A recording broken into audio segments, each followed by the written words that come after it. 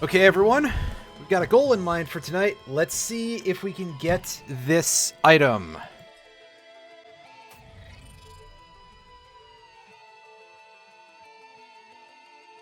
As per usual, I'm giving myself a limit of 3 hours to pick this up, because that is the standard length of a stream. And, you know, don't tell nobody, but I still have some work to do on my upcoming video. I'm not very fast at this.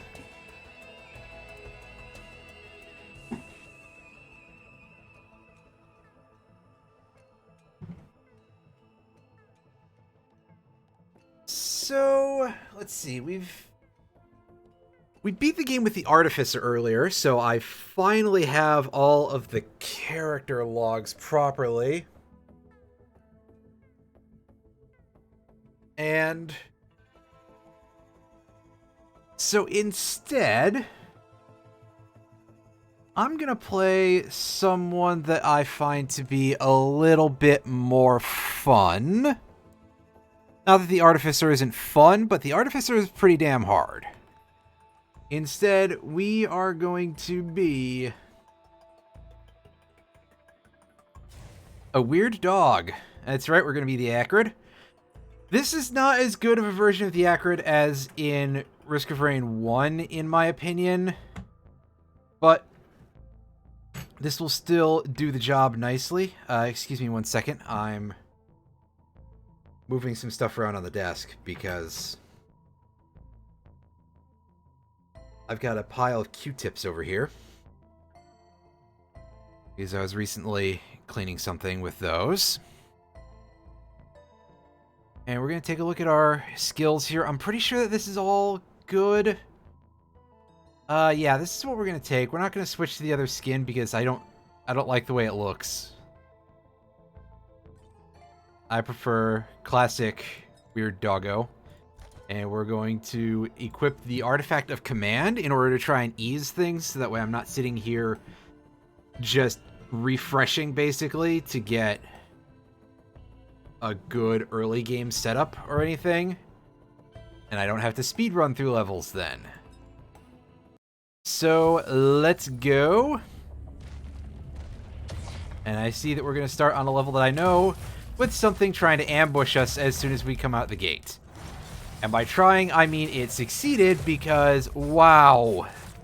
Thanks a lot, game. I'm so glad that I've got that going for me.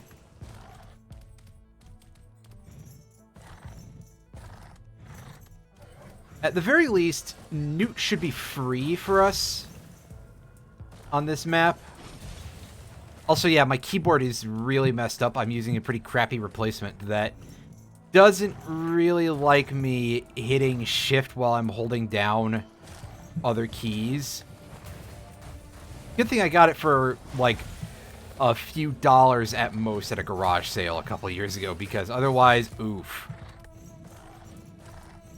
I spilt something on my other keyboard, which was still also a budget model, but it was much better than this. And while I did clean that out with some 91% isopropyl alcohol, and I've let that dry, I haven't tested it back out yet, and I did order another keyboard recently. So I should hopefully be on something a little bit more refreshed in the near future whenever I play more PC stuff again. Especially if it's going to be keyboard and mouse based. I'm assuming that my next big game, big series on the channel, is going to be something I can play with a controller. I am, however, completely assuming that's green. Alright, so for a bit, we're just going to take regenerating scraps for our greens, because those basically just multiply, really. It would be nice to be able to finish the run with or without the newly hatched Zoea. Zoea?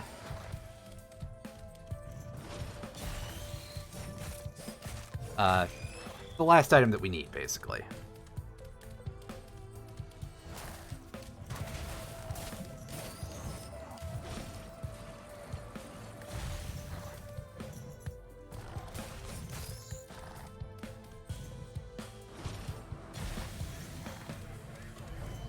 Give me some not garbage. Unfortunately, they gave me lesser wisps. And they're probably all going to be fire wisps, it looks like. So that's real good. Blazing lesser wisps are basically the worst enemy in the game. Along with all the others. But these things can kill you so easily. And you saw me just jump up to 4 stacks of fire out of nowhere. Yeah. The existence of those things kind of causes problems just by itself, really.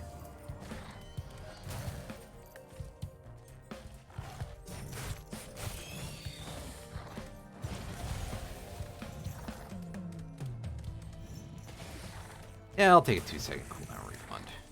Not a lot, but I'll take it anyway. Is that... Yeah, there it is.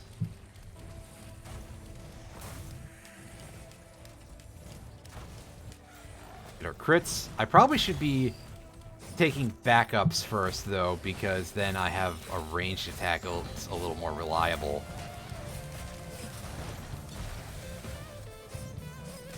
Oh well. It'll be fine. It will be fine. Not to worry.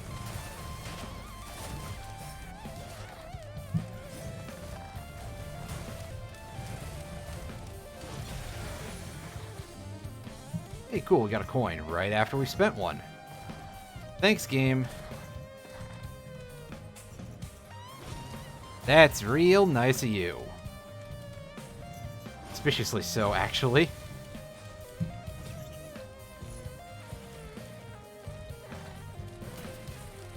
Hey, more scrap.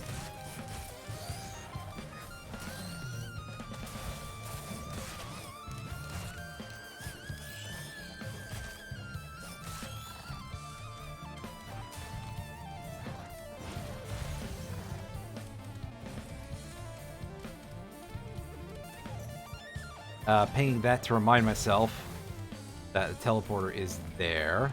I'm sure it'll disappear by the time I get back to it, but... Alright, so we'll take one of those now. Yeah, fuck these things. I hate them so much. Pretty good luck out of a Shrine of Chance there for us.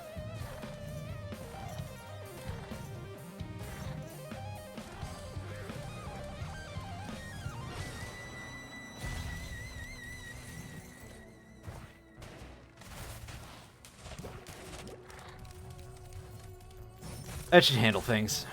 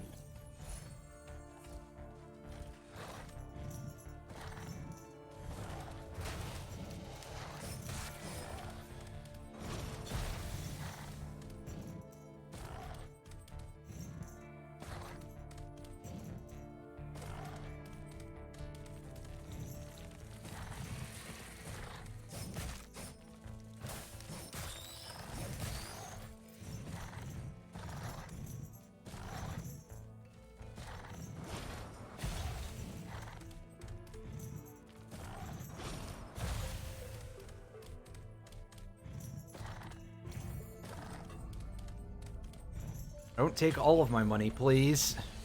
I need at least some to be able to afford... There's a chest over there that I need.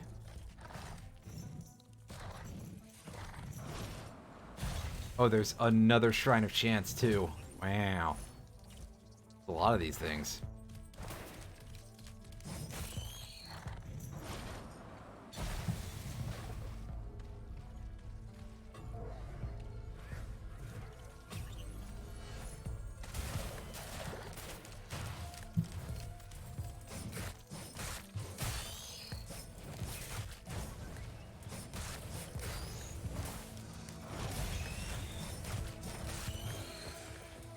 Okay, so that gives us a safe set of 5 regenerating scrap in case the boss drops a yellow item. Oh, oh shit, I didn't notice this. Nice, nice, nice, nice, nice. Take the tricorn, of course. Because we're going to want yellow items. In order to maximize, although I use the term maximize very loosely. Yeah, see, it dropped a yellow item. In order to maximize our potential, in theory, to be able to obtain the newly hatched Zoea, we're going to immediately grab ourselves... Well, immediately again in air quotes because we have to get over to it. A Titanic Knurl. So, for whatever reason, the Titanic Knurl is the only yellow item that is directly corrupted by the corrupted Dios. The pluripotent larva. Pluripotent larva? I think it's pluripotent, but I do not personally know. I've never seen that word before.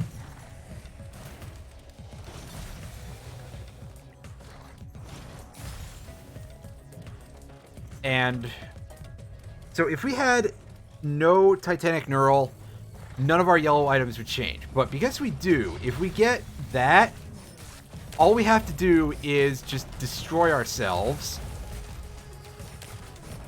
And we can revive with our newly hatched Zoea. And I will look at the idea of completing the run and be like, you're kidding me, right? Because it's a pretty terrible item, all told. It can kill you super, super easily. And that's not great.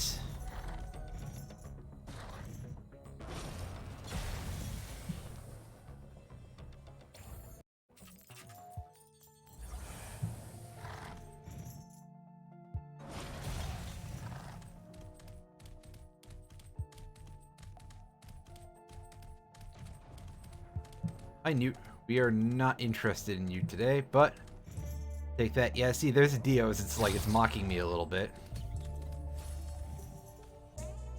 Yeah, I guess we'll go and visit our friend there. And what should we get for this? I think the way to secure a good run for us is going to be to grab the ceremonial dagger.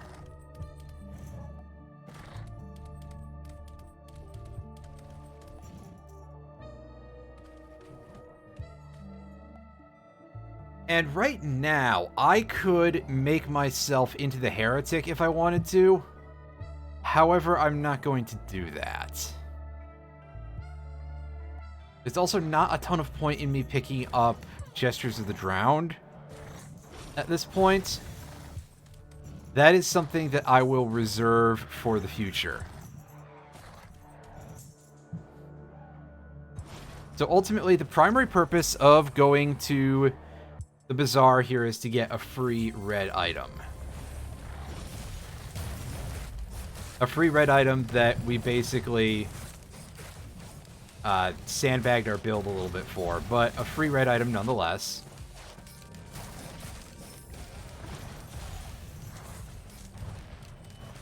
Ah, good, we got some of these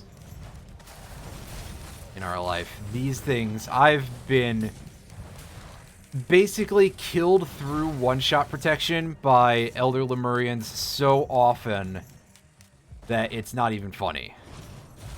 It's like, wow, one-shot protection is completely fake as soon as those things show up, right? Sure feels like it anyway.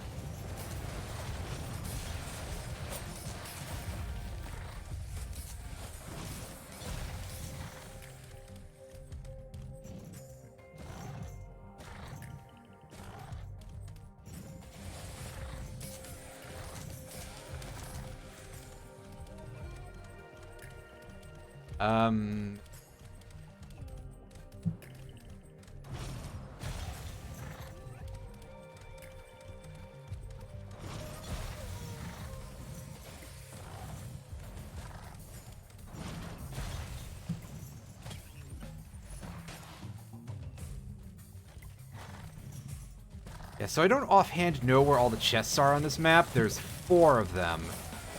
And so far we've gotten 2. See if I can find all 4 of them, but I don't remember where they all are, as I just said. So,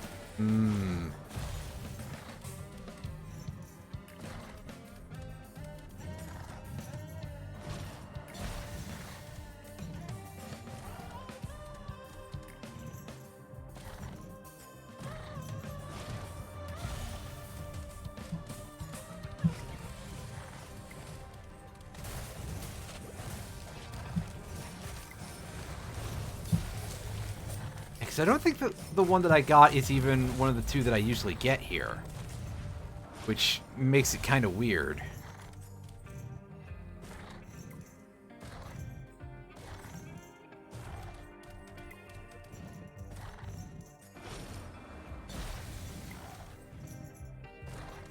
I believe the chests are all in fixed locations.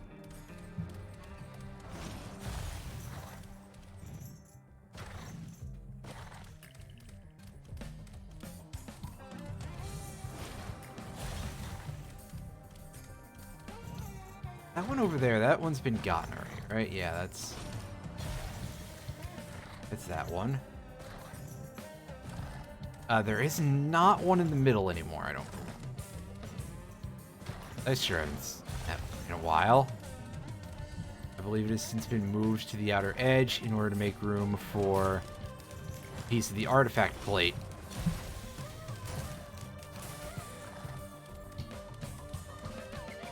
Yeah, see right there. You know, that thing.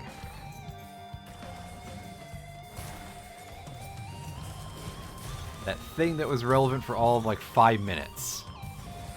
And then everybody got the artifacts because the solutions were posted online. And let's be honest, I don't think that there's anybody out there who's doing, like, you know, no knowledge, no look anything up type of playthroughs of this game.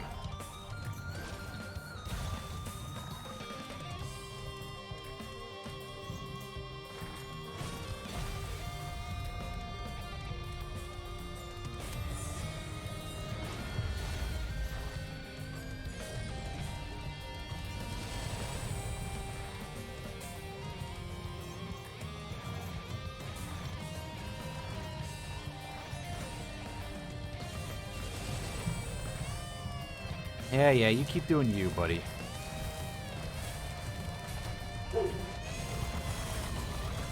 Dog, please. The dog is barking at a dog on television in the other room. Always helpful.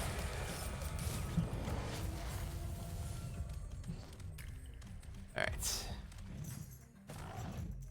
That's that complete. I guess I'll take the Halcyon Seed, because why not? Sadly, we can't throw it into a 3D printer, but Aurelionite could possibly help us out in certain boss fights anyway, so... Ah, nice. Here we go.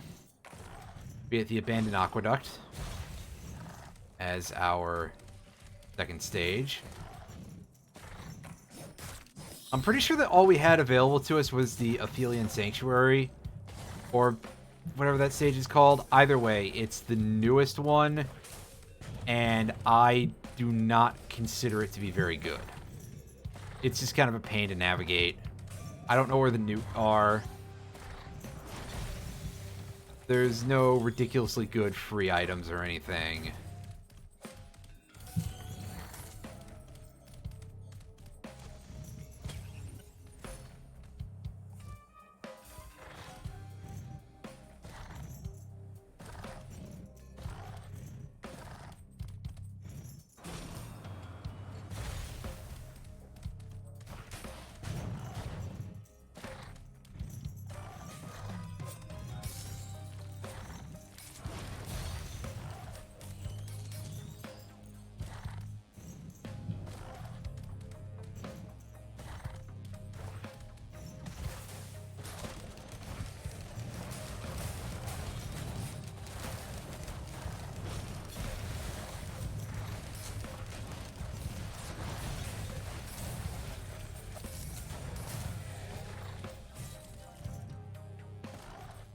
Okay, that's a little more money, so we can crack some chests open here. and see if we can't find ourselves a couple of items.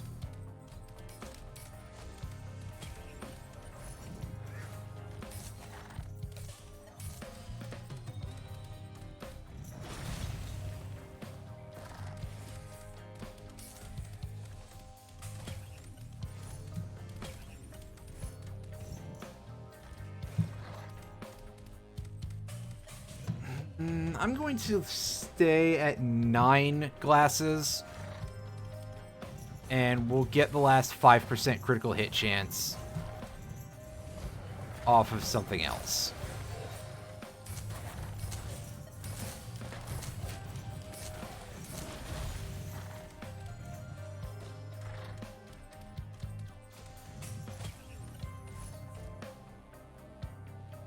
I could probably stand a little bit more movement speed. The Mocha seems to be really grossly powerful, by the way. Like, its speed boost and its attack speed boost both seem to be really significant.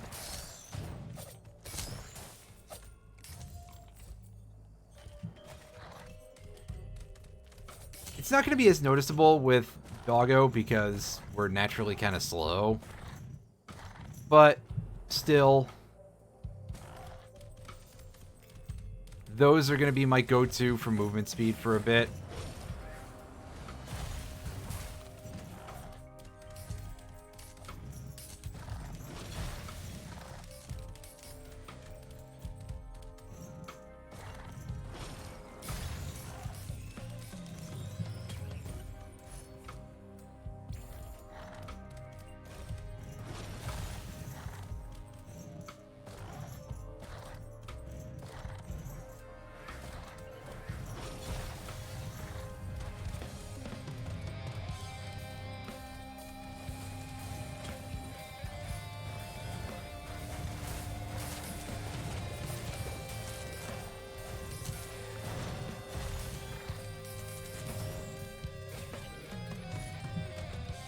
Yeah, see, here we go. This will give us our guaranteed critical hits, which we were pretty close to begin with, but it wasn't exactly so.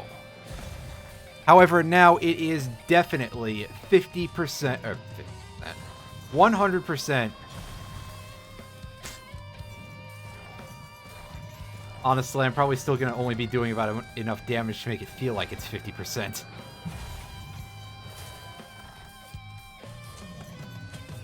And we now heal, I think, 8 HP per hit, which is pretty good. Yeah, 8 health per hit. Look at that.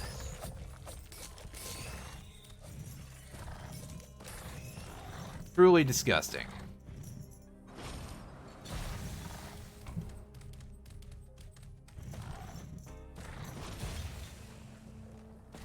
Especially because looking at all of those numbers that we're dropping, excuse me, it made me think that perhaps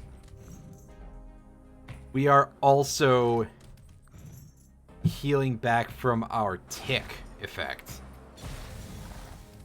from the acid that we have. That would be kind of ridiculous if so.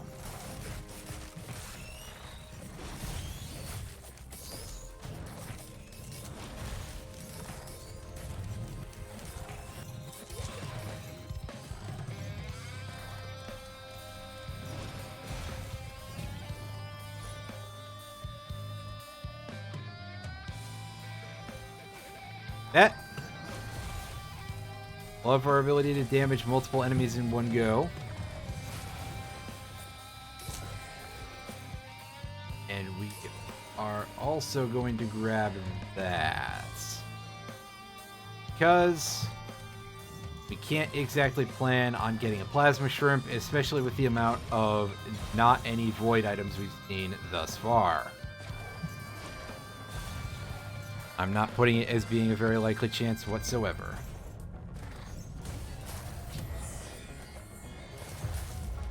There's our buddy Aurelia Knight. Blow that up.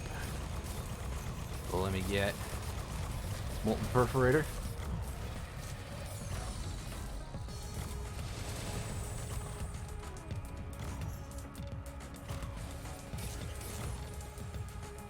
Green thing. Let's take that. We can actually make really good use of the death mark. Come to think of it. Because we have a pretty decent bevy of status effects at our disposal.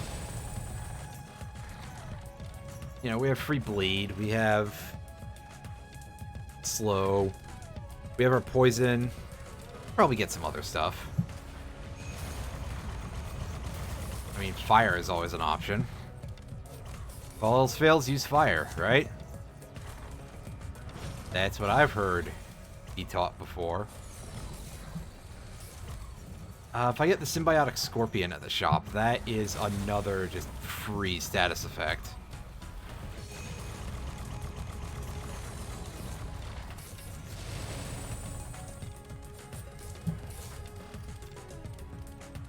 And we would basically, we'd be able to guarantee enough status effects to instantly apply death mark. That'd be pretty neat.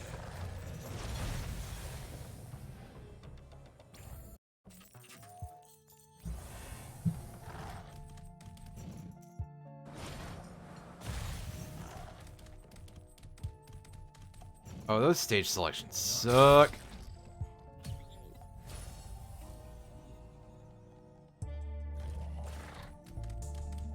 Take that. And no current reason to take the other thing. Let's start bonking the newt for a bit here. Upset the newt, get thrown out.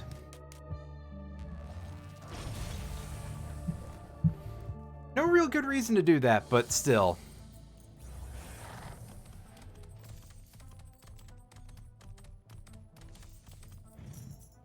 Just feels like a thing you do at this point. And of course, by the way, we did get not the stage that I know the best.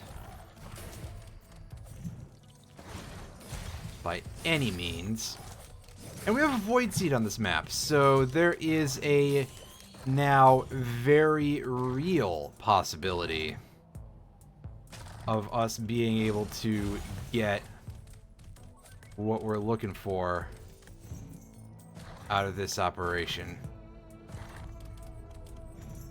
I mean, obviously, it's not going to have the Void Devastator in it. So let's not even think about that as being an option. To just cheese this whole operation done completely, but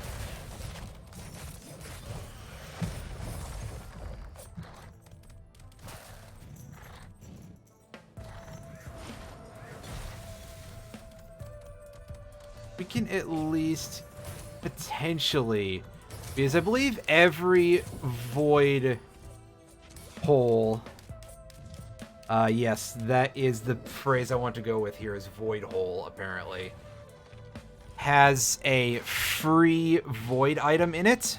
1 second.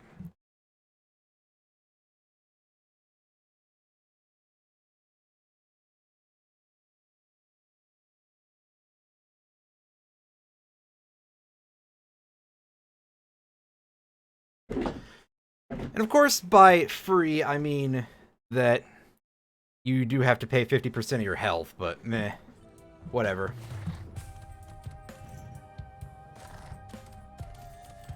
Kajaro's banned. I don't know that we have much of anything that's going to proc that right now, but eventually that should be a thing. Oh, I think our daggers are doing it, so that's good. That actually does the job very nicely.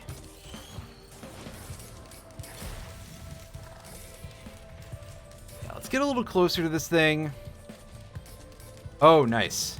Looks like our ceremonial daggers did the job for us very nicely. And yeah. Common tier item, that's fine. Probably going to be another almond, but that's okay. Stop that. Yep. Let's take the weeping fungus. It's really gross looking, but it's a pretty solid item since we don't want to stand still too much. Although, goodness knows, I probably am still going to spend a little too much time like, what am I doing? Like that. Like, wait, what item do I want? Oh, hey, the teleporter was inside the Void Seed, so we had to clear this.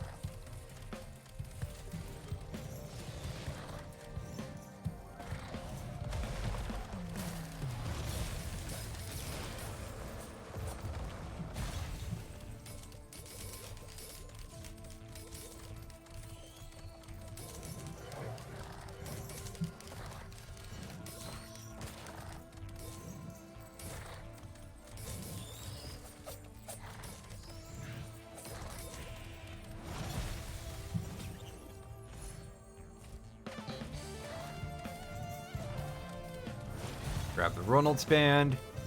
I need to remember to get the other thing. Death Mark. Unfortunately, I'm very forgetful.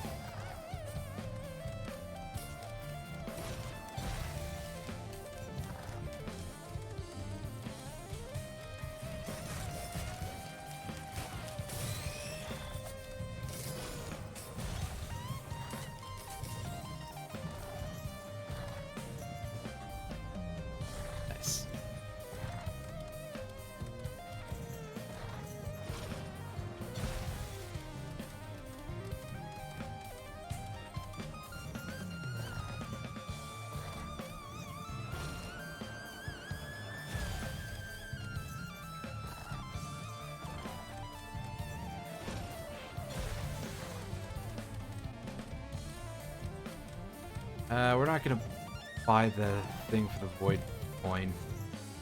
What am I saying? I mean, we're not gonna buy the thing for the blue coin yet. Lunar coin, there we go.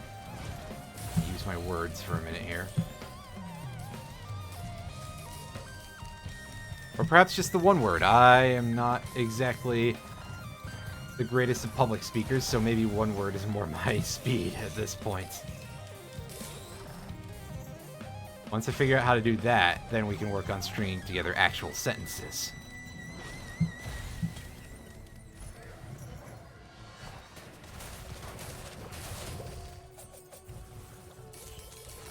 Let's get some more guaranteed burn going.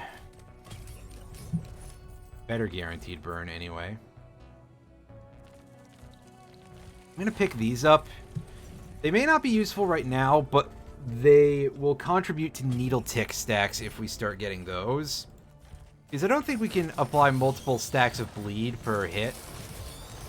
Even with 10 tri-tip daggers and guaranteed crits and shatter spleen. But at the very least, we can start preparing to have a stack of needle ticks ready.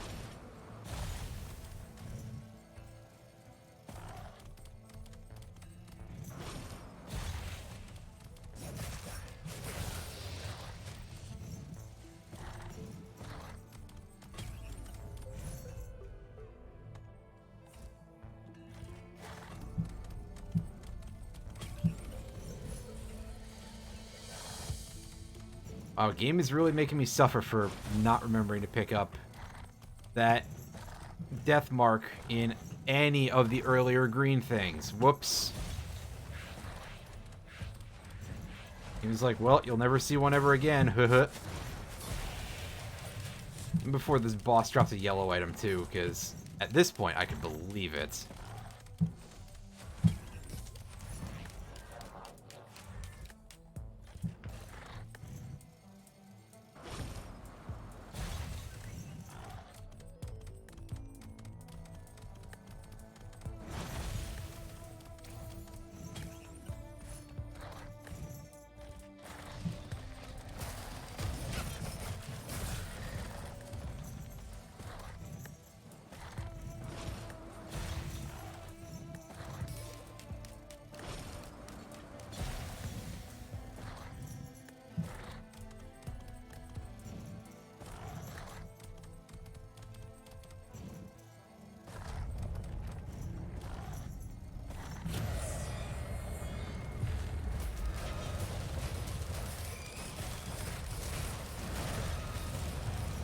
Ow. Wow. I got obliterated there. I think I may have deserved that one fully, but still. Ooh. Alright, we're going to try a different character. See if I can play a little better. We're going to try being the Huntress. Yeah, I think I have probably the best skill set here. Yeah, this is too short, in my opinion, to be very useful. Now, let's see if we can't get something a little better going for it. Oh, screwed that up.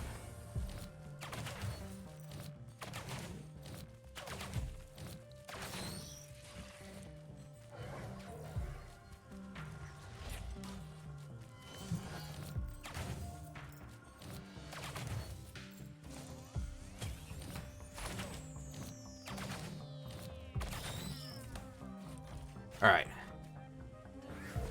So, because a critical hit flurry deals 6 hits instead of 3, we are just going to stack as much crit chance as we can, basically. And that's going to be our main thing with the Huntress here.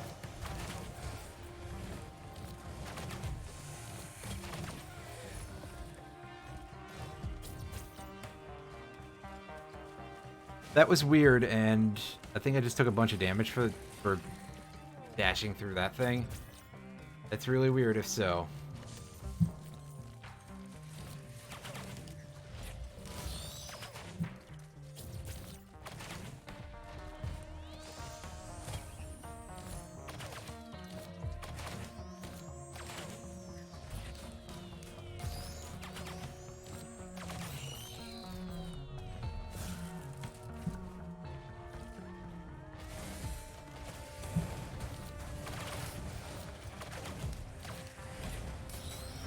And see, there you go. You can start seeing the critical hit volley there.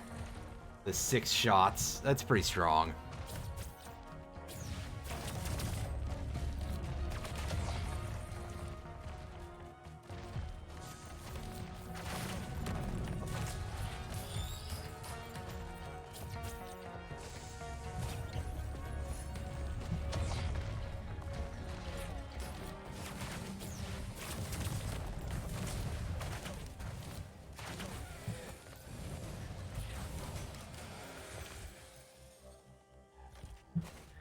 Of course we're going to do it this way. We're going to do the same thing that we did before. We're going to stack our green scrap together here to get ourselves to 5 regenerators.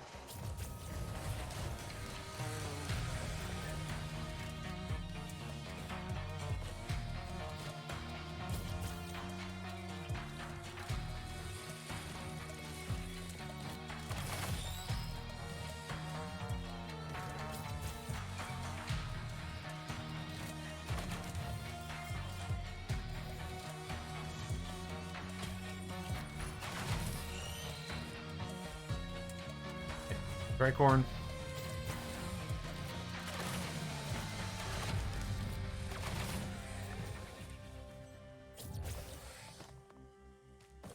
Yeah, I was gonna say, I don't think we got a Newt Alter yet, and that'll be why. We haven't seen one until now.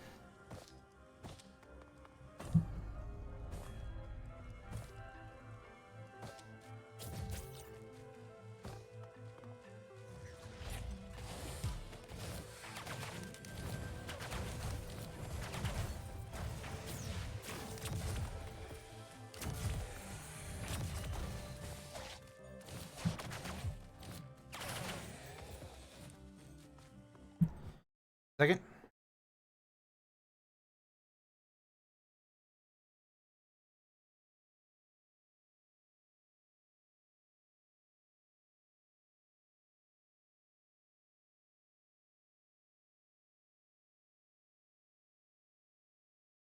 Through, that's right.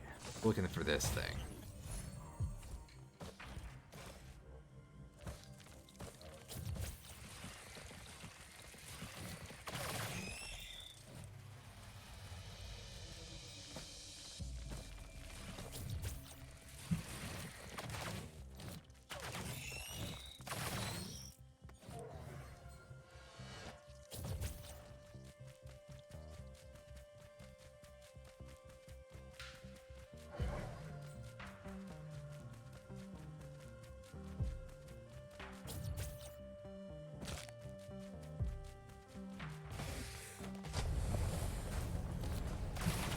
Alright.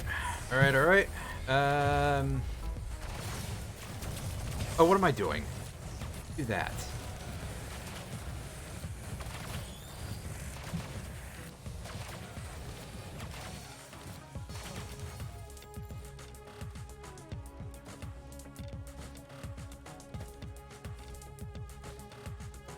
Take that now. And I'm also going to grab, instead of a regenerating scrap, I'm going to grab a predatory instincts here. Because we're not going to have enough to be able to get a free red at the shop anyway. So we may as well get some things that combo with us nicely.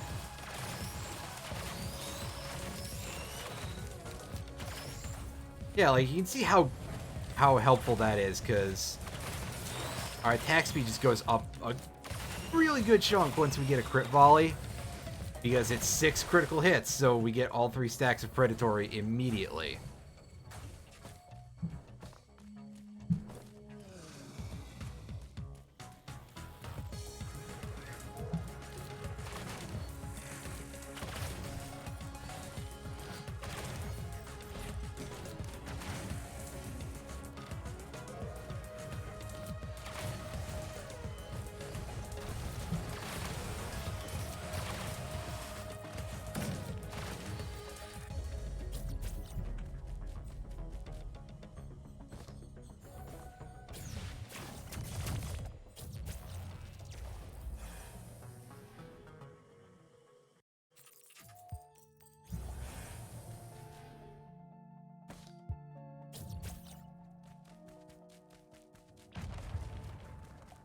Alright, so show me some stage options here that don't suck. That stage option sucks, so we're taking the swamp.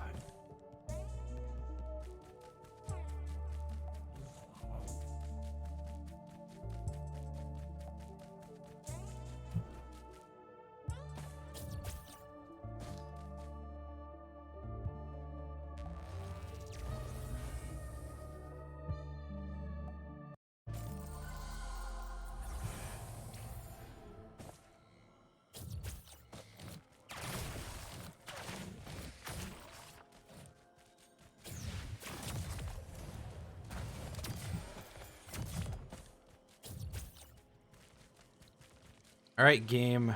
Come on. Show me something useful. Of course, now that I've said that, that's not going to happen, is it? Well, there's our new altar is on top of that pillar. I don't know how easily we can get up there. We should be able to, but as far as a matter of ease, that is a good question. I don't know how we're going to get there. We'll figure it out, though.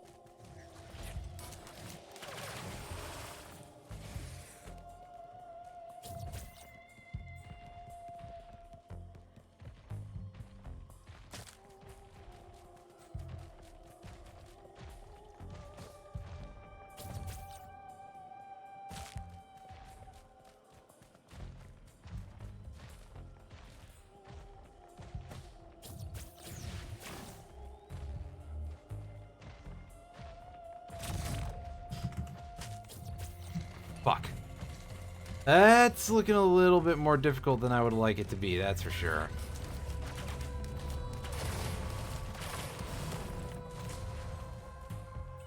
Surely I can get up there right now, right?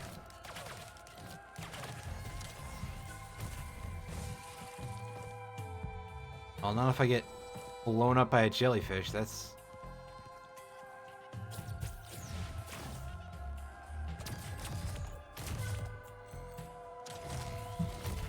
is going to present an issue.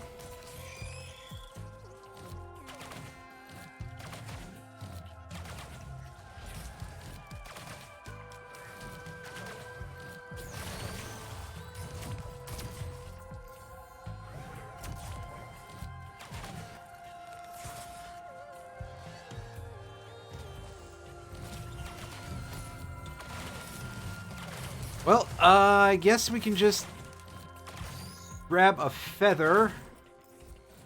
Again, wasting one of our scraps here and realizing now that I have to hope that I get enough more here. I'm sure it'll be fine. Yeah, there we go. This is pretty much in the bag in terms of getting our red item from this point on. Although that is still pretty much. Things could go badly. We could get a boss that drops us a yellow that we would like but don't really need.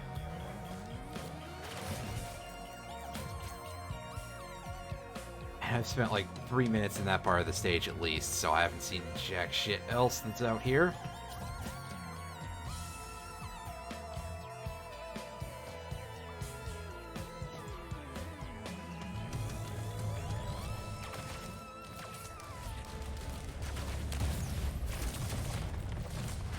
Thanks, Golem. I'm really happy for that. Oh, wait, the other thing.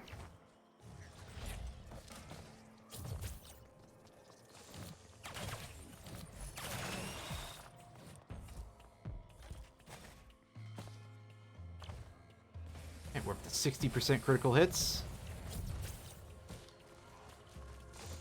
61, rather, but meh.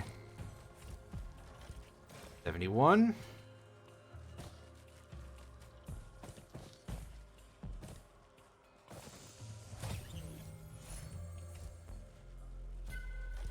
76.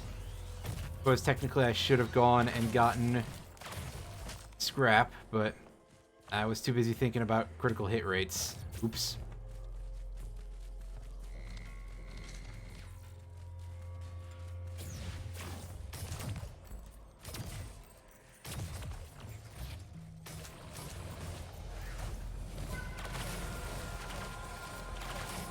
Your brain on math, etc. Yeah, here we go. The amount of green drops in this level has been pretty hearty. We've gotten 4 so far. That's a lot from, I think we've only had one thing that's guaranteed a green or better. So, wow, game. That's suspiciously generous. We're gonna get screwed later, aren't we?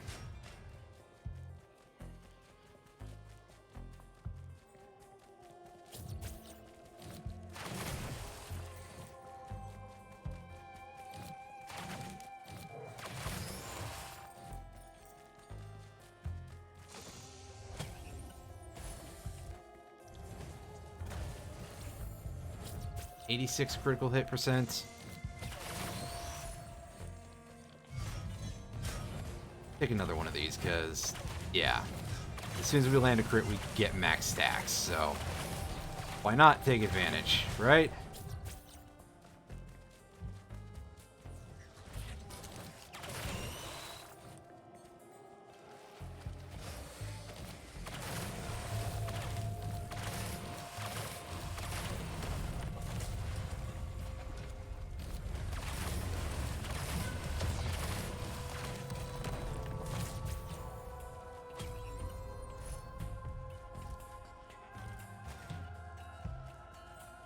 96, and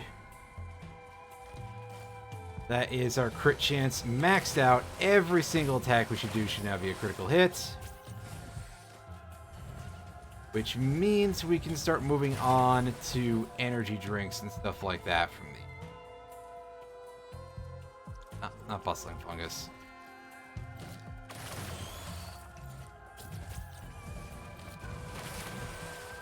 I think we've hit everything, so let's go.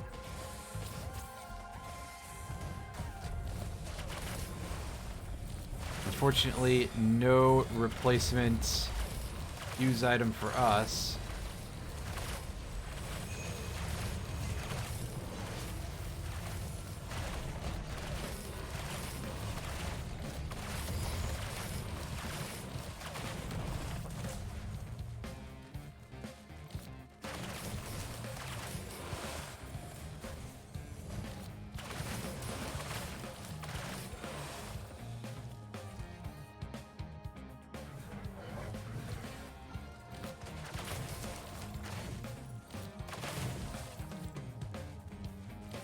Yeah, we're gonna stack a lot of predatory instincts here because honestly,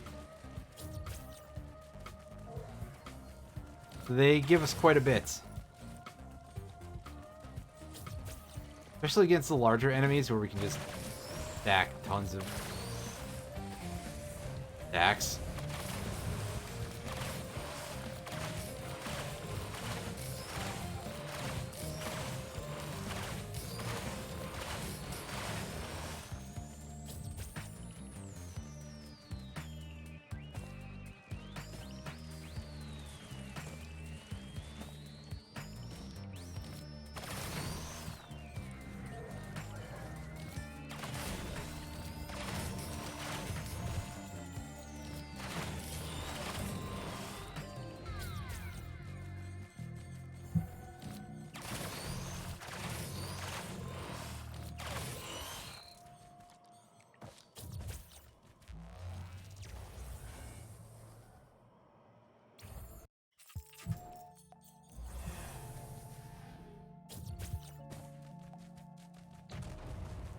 Yeah, no need for that stuff just yet. Spend our regenerators and go and get... Yeah, I think this is what we want to do here. Second everybody.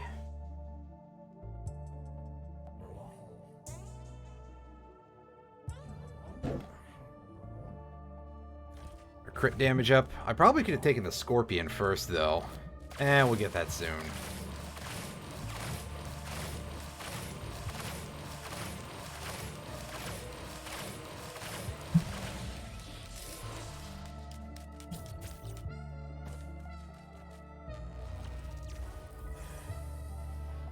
Our greens are going to spend a lot of time going straight to Predatory Instinct, by the way, because... Again, we can get stacks on that so easily against any large enemy, so I don't see why not. I fail to see the downside of this arrangement. I'm sure it'll come up. Oh, these stupid things are the worst. I don't think we got to see any in the last run, but they are just the absolute worst thing in this game. What are we building with our whites? Right, white tier is going to be more energy drinks. Or mochas. Mochas are good too, because that's just a little bit of everything. A nice, well-rounded little boost for us.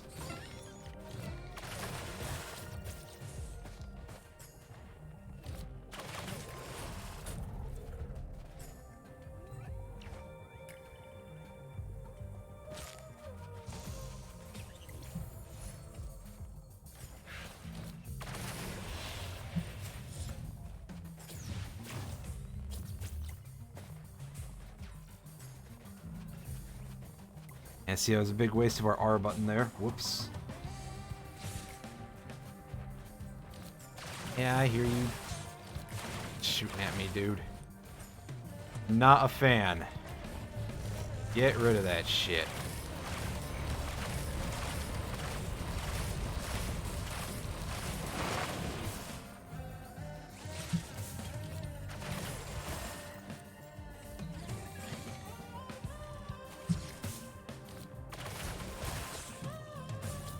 Honestly, with enemies exploding already, I probably should grab a gasoline real quick to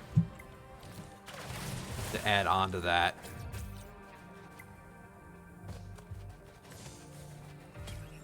And just to keep our combo going a little better.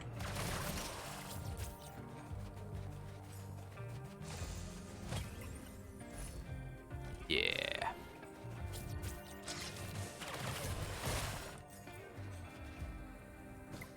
Then, if I remember to get a Will-o'-the-Wisp with a green item, that'll also help out.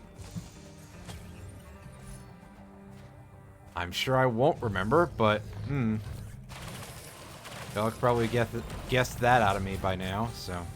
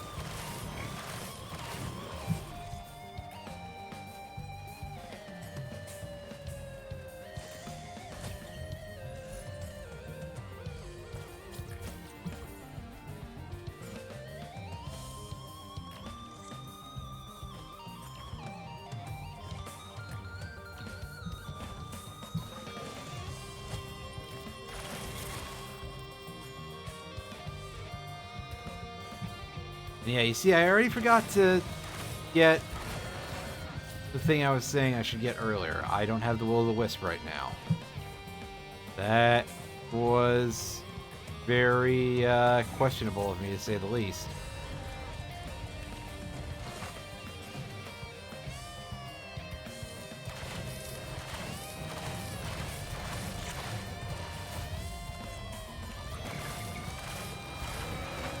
Also, the attack speed sounds really good when I start getting going.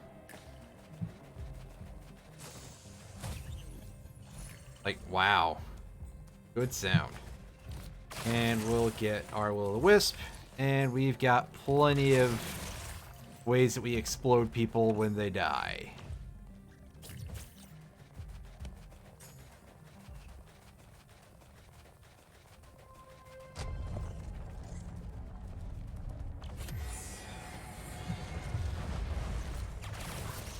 I don't dare use this on the Magma Worm because our item might get stuck in the ground. Besides, we can just chew through that thing pretty fast. Just absolutely buzzsaw through its bones. Its wormy, wormy bones.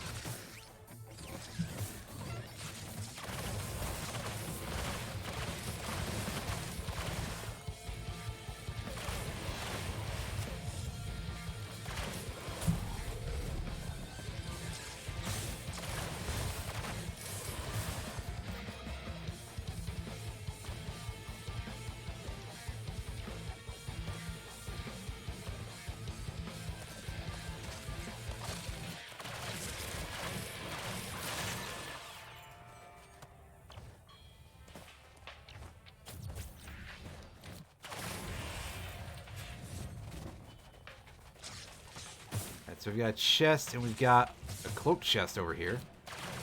Eat. Gotta remember that. I will forget, but I've got to remember anyway.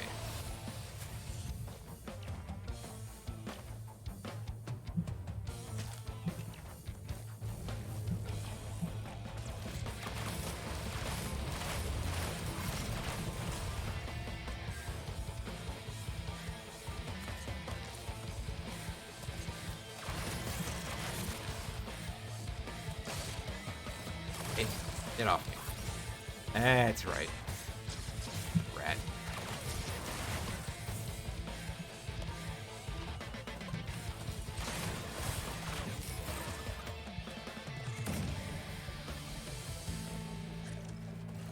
That up. And over the ridge we go.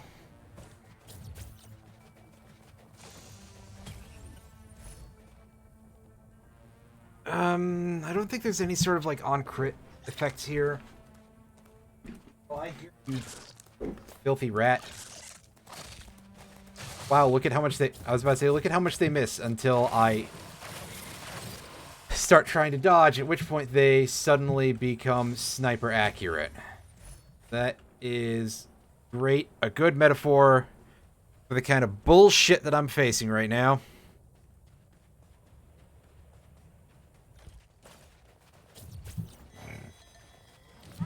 Oh, I hear you over there, bull. Get out of here. Not interested in your shenanigans, buddy.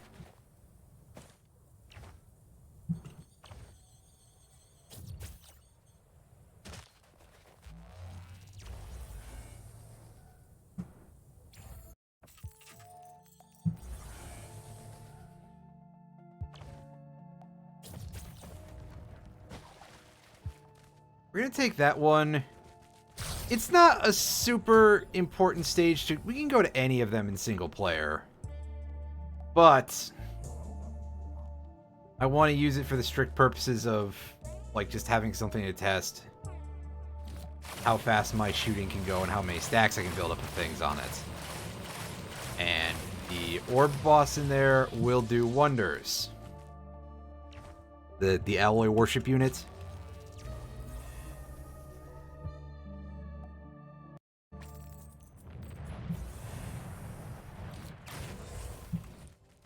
I heard a roar of something, I think. Yeah, there's a magma worm up there. Well, FML. We are not going to be shooting that thing with our tricorn, because we don't want to lose the item. All the boss items are super good.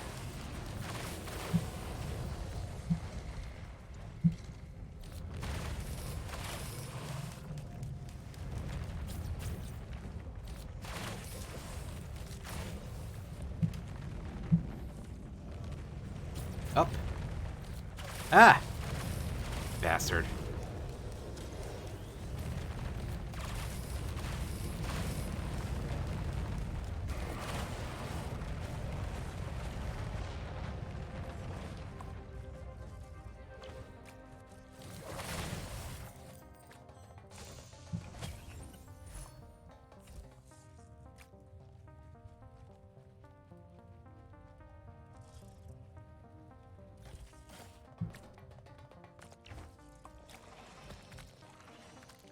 Oh yeah, nice double jump game. I'm glad I bought that thing. You're gonna just be a complete jackass and not work.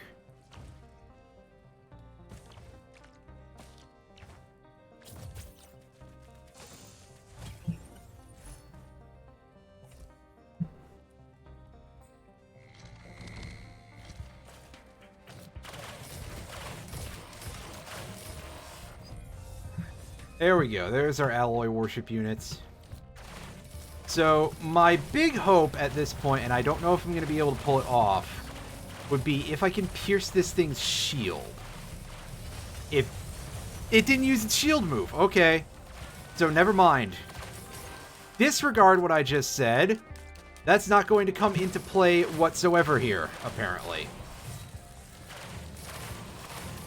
Get off me. There we go.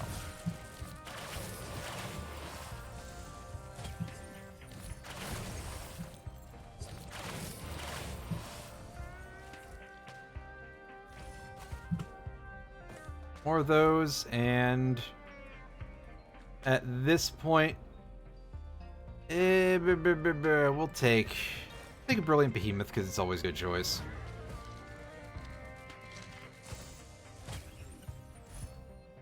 Hey, Fire Drake, how's it going? I hope you are having a nice, very late evening because, as you can tell, we're streaming late, and I got obliterated basically in one hit.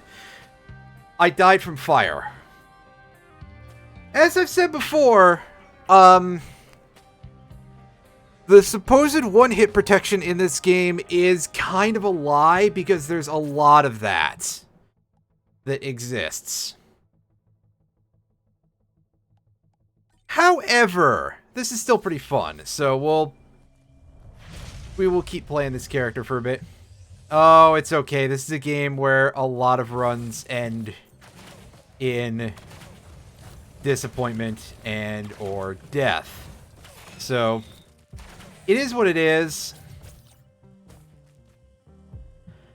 I'm basically taking to just having no reset runs for this type of challenge for getting this last item. Calling it a challenge seems like a stretch, but apparently to actually find this thing is an absolute nightmare. It may as well be a challenge. So, I just take that as like, oh hey, at least I get to make it go to the next run a little quicker. Grab our regenerating scrap. Now, this map is one where it seems like the Newt altar doesn't always spawn. Lower another inch.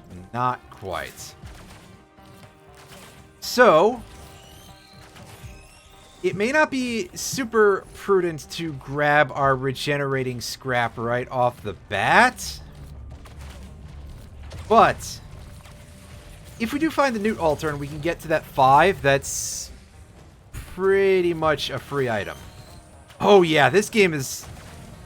There's a lot of repeated elements to this game. Like, you can see we've got the Lemurians here. We've got the little lizards that we had in the first game. And I'm playing as a character class that is from the first game. But otherwise, it is very different.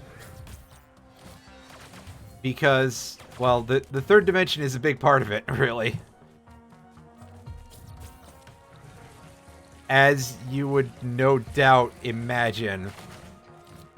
And, of course, there's been a ton of content added. I would say that with the addition of the Survivors of the Void expansion pack, this game is now noticeably much more content-rich than the original was even after its free update.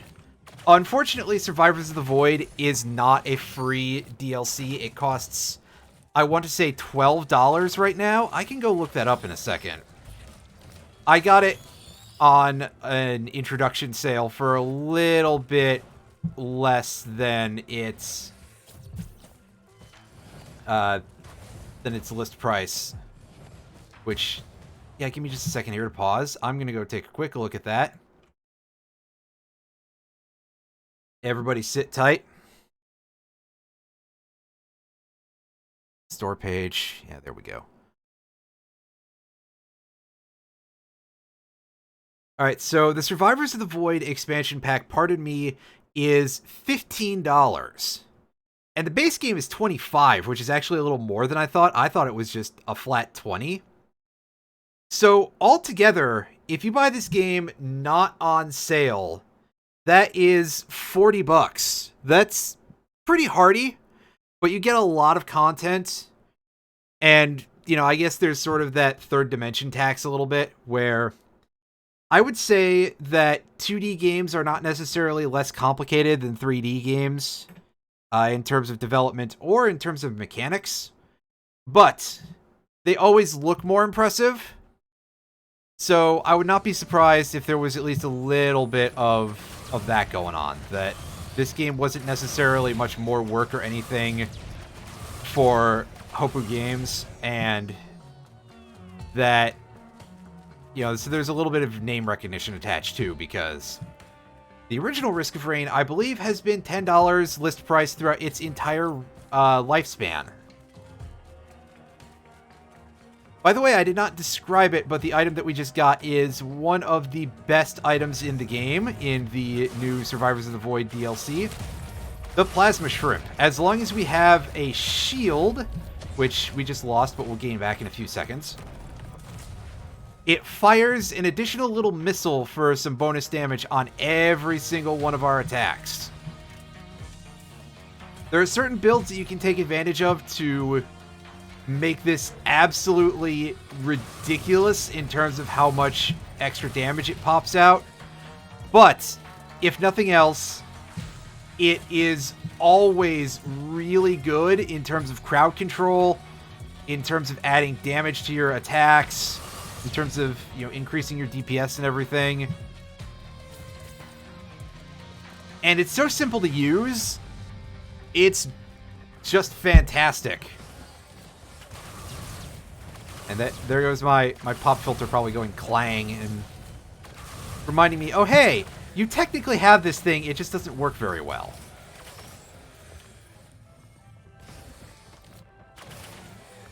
At least that's been my general experience with this particular thing, but this is pretty cheap. I'd have to actually look up how much it costs, but it also came with a couple of windscreens. You know, specifically shit for the Blue Yeti, because the Blue Yeti is kind of a weird size compared to a lot of microphones. So it's got to have its own special stuff. Anyway, that's enough talking about sound hardware. I do not pay a ton of attention to that. I actually got a comment earlier today on one of my Hypnospace Outlaw videos saying, well, first of all, they were like, thanks for the help, which, you know, I can't deny that. I was trying to be informative. But the other part is they were like, wow, your audio setup, the word they used was godly, which I think is over the top no matter what. But in terms of audio setup, all I really have going is I've got a Blue Yeti at what I think to be a reasonable amount of gain. You know, it peaks a little bit in OBS once in a while, but that's also because I'm naturally loud, and I try to get to a point where it's like, you know, it doesn't turn into a wall of distortion when well, okay, when I do that, it does, but that's not exactly a pleasant sounding voice, even without that, but, you know, basically that it gets to just about the top, maybe a tiny bit over, because pinning that down perfect is a bit of a task. Excuse me, but my vocal volume does get a little bit all over the place. So I like the idea of having, like, okay, the peak is at a point where it's just absolute. Like, we wouldn't have any distortion here, effectively, you know, if this were a professional recording or anything. Because it's getting to the very limits and then not going over so you don't get any square waving. Anyway, so I have, like, the most basic, simple audio setup imaginable. So not only do I get really embarrassed because when I hear recordings of myself, I hear, like, all of the phlegm and spittle crackling in my mouth and my throat, and I notice every single bit of it, and I already am not the world's greatest fan of my own voice. Why didn't I just do that from the start? So it's super embarrassing when somebody's, like, commenting that positively on it. But also, nothing about this seems impressive in that sense either. Like, I feel like I have the most basic audio setup possible.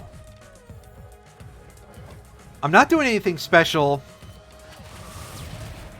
The Yeti is sitting on its stand that it comes with and standing on my desk, which is why sometimes you can hear, like, knocks and bumps in my videos a lot, is because of that, because it's actually, you know, sometimes getting jostled a little bit. Now, I do own a mic arm, and it's got some shocks to it and stuff like that. However, it's the kind of thing that you would clamp to the side of, like, a desk or something. And my desk is too fat to clamp it to it properly. And it doesn't have enough of a lip around it at any place. So it can't really hold on to it. I use it... Right now, I use that mic arm solely mounted to my shelving unit where my consoles, my turntable, some of my figures are hanging out. For when I do camera sections on those videos, when I'm talking into the camera, I now have it set up after someone sort of pointed out a little bit about sound quality that the mic is just screwed into the mic stand over there and the gain is turned up a little bit so that way you can hear it better. And I use that in lieu of the camera's default audio because it does sound a little bit better. And when I've been looking at shit while I'm editing, I feel like my camcorder gets like some audio desync pretty massively. So that is concerning now that I'm aware of it. So basically, yeah, that's a good upgrade. At some point, I should probably switch to a desk that has more of like a lip around the edge of it. I'm going to move all my furniture in my room sometime in May. I've been cleaning up my closet recently, so I'm almost done with that. I'm kind of pleased with it because I have not cleaned I have not cleaned out that closet since, good goddamn, I was still in college when that was a thing that I did. And I graduated with a Bachelor of Philosophy in, a Bachelor of Arts in Philosophy, pardon me, in May of 2016. So once May of this year comes up, it's going to be 6 years. Yeah, that's absolutely a case. I should see about getting something else regarding that. Maybe even just have something with like more of a stand type of thing that I could put somewhere, and it could hover over my desk and be upside down and look a little more, feel a little more professional. And then again, you would get a lot less of that. And I 100% acknowledge that that is a thing that I need to fix in some regard. Because I've been watching YouTube some time ago, like a couple of months ago, YouTube recommended for me, you've probably become aware of these videos at some point. My PHB. Yeah, now that you mention it that way. Y'all have probably become aware of the videos that I've watched recently. They are the 3+ hour videos that Quentin Reviews has been doing about a lot of Nickelodeon sitcoms. The newest one is 8 fucking hours, and I did watch it through. I watched it through twice. I am no longer connected to reality in any meaningful way whatsoever, but I did it. So, one of the big flaws that I've noticed about that, other than, you know, I take some minor umbrage with his word usage, particularly abusing the phrase hot take, but there's absolutely a problem where a lot of his stuff has that knocking sound to it, and I mean, I know that he's using a much different microphone from what I'm using. I don't know what the fuck he's using offhand, but it's something different because, of course, the Blue Yeti has not a positive reputation among a lot of people who make video stuff. So I hear a lot of that, especially in parts where, like, whoever the editor is was like, I'm not going to put any stock music in the background to try and mask that. I will say this, that at the very least, when I do music layering and shit on mine, it does kind of cut some of the knock a little bit, but you can hear it every once in a while. And when I get to those parts of the video, it really does not, you know, feel right in a lot of ways. It's a sound that is a little bit on the uncomfortable side. Now we get our nasty looking mushrooms. Those give us some healing on sprint. And because the Huntress can do basically everything while she's sprinting, yeah, those are a nice thing to have. Oh man, super hot. I remember a lot of the hype surrounding Super Hot. I still haven't played that yet. It seems like such a cool concept, but I always look at it like, wow, that's gonna fucking murder me. Because, like, the game moves when you do thing is very cool, but I arguably move around too much in a lot of these games, and so I am absolutely confident that that behavior is going to get me annihilated whenever I get around to playing that.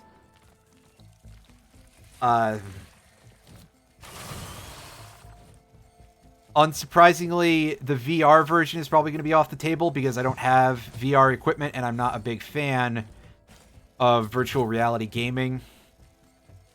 This reality is fucked up enough as it is. I don't really have the space for it right now either. And of course, there is also the matter of, I'm pretty sure VR equipment is still fairly pricey for, especially for PC. I mean, everything is more expensive for PC when you get down to it, but aside from software. But even so, yeah, that would make that a little bit prohibitive, Super Hot VR. I want to say, though, that I heard that Super Hot VR is not, like, just a straight virtual reality-based port of Super Hot. Is that true? That there's, like, drastically different content? Or have I been misled in some way? Because I could completely imagine that happening.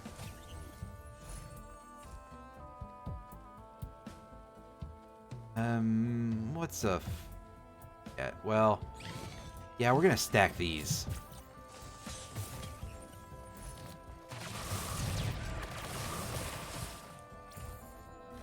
As while we don't have guaranteed crits just yet, we are at 76%, I believe. And we're gonna get there eventually.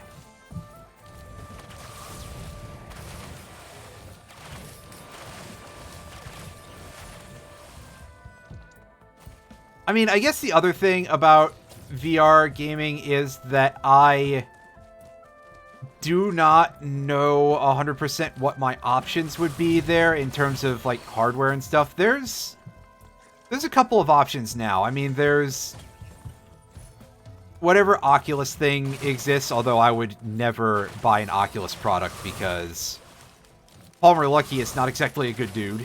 There's the HTC Vive, I believe. And I want to say that Steam has their own, like, VR hardware to go with all the other Steam hardware. I don't know if that's correct. In fact, I'm going to say do not take my word for that whatsoever. Because this is absolutely a field I don't know shit about. But, so yeah, there's a lot of those. Speaking of Steam hardware... Steam Deck. I am giving some consideration toward a Steam Deck, although I don't really have the money for that at this point either. I just don't have money for a lot of shit in general, really. However, when it comes to the Steam Deck, I realize that I don't remember if it ever came out or not. If it's, like, still a thing that's being, that they're still leading up to the release, / ironing out the bugs, / supply issues, / whatever.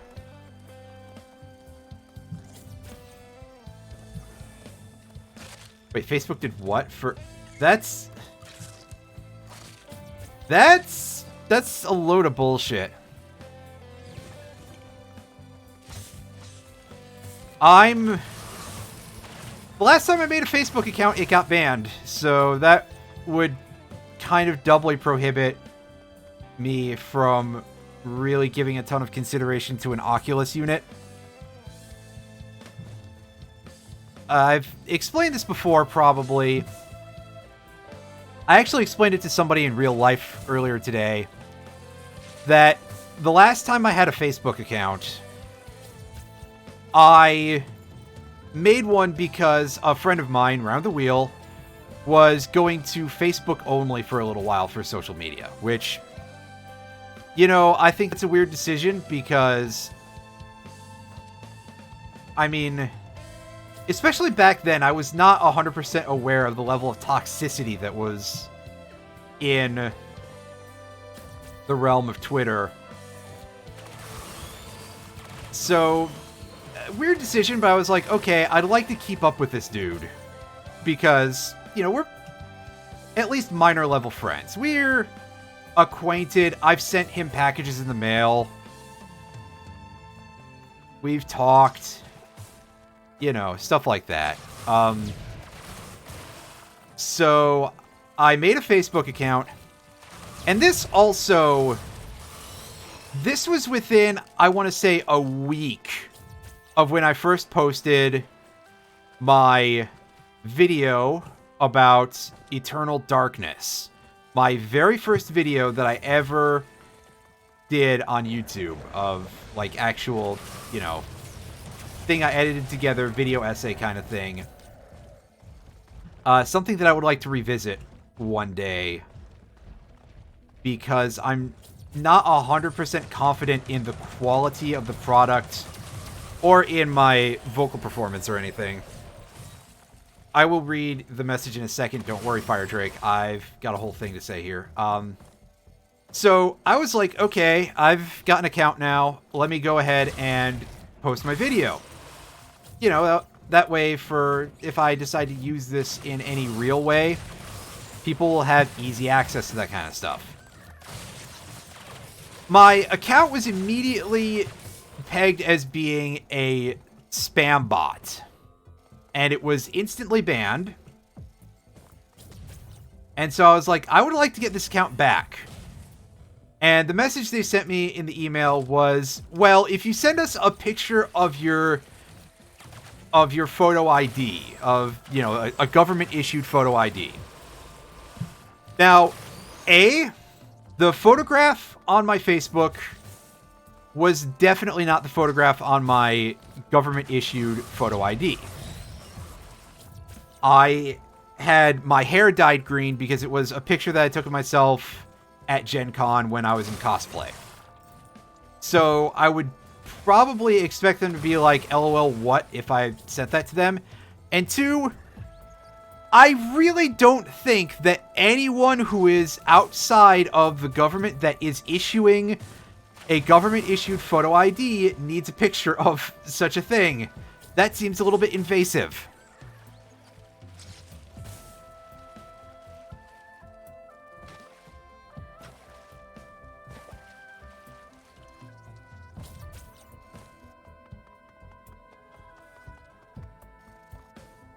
Okay, so Super Hot VR is indeed a different game with different level, plot, mechanics, all that stuff.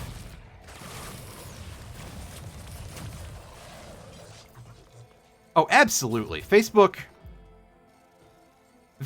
has been super bad about a lot of things when it comes to who and what they allow on their site. I mean, my God, some of the things that they put to the fore. I think Facebook only very recently... Well, I mean, that might be delving a little bit deep into politics that would... You know, I'm not necessarily afraid of alienating people, I just don't want them to feel bad, because it's never fun to talk about that stuff, no matter where you stand. Anyway, I am very lost right now. I don't know where the exit is. And I don't know if I hit the newt altar or not, so meh. Good gracious. This is an easy level to get lost in. But then again, I've only been here a few times, so that will probably do it as well. DLC's only like 2 weeks old, I think, at this point. It sure as hell hasn't been around very long. Making things worse, we have a very red background. You can usually find the teleporter from red particles, but if they blend into the background this well, that can be a bit of a problem.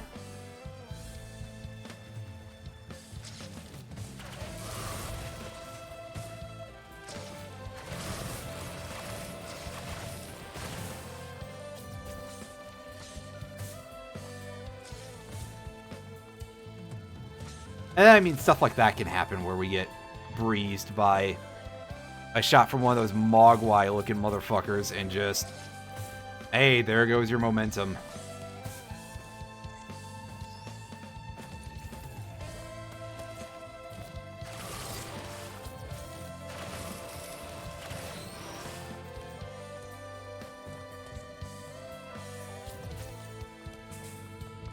The red eyes, red background.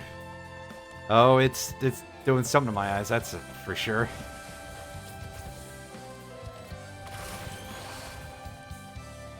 I'm very confused, so... Oh. See the particle. There it is.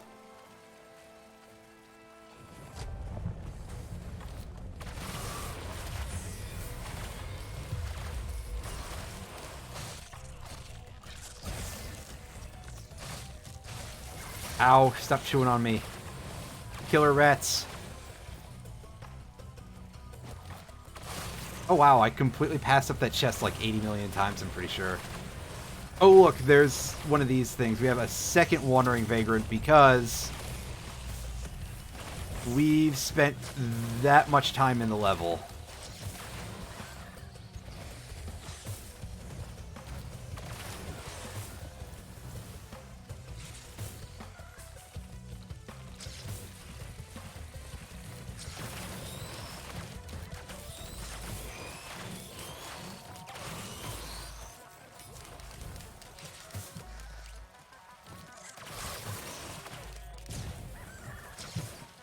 I forgot what I was going to say. I was going to say something about Red Eyes Black Dragon, and just the fact that they eventually did make that a playable archetype a little bit in Yu-Gi-Oh! I don't think it's very meta at this point, but they definitely made it usable, which is neat. Because at the time, it's like, what would you do with this thing?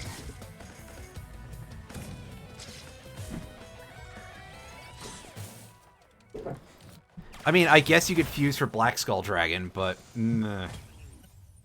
even that is kind of minor. 96% critical hits. We're just gonna leave here.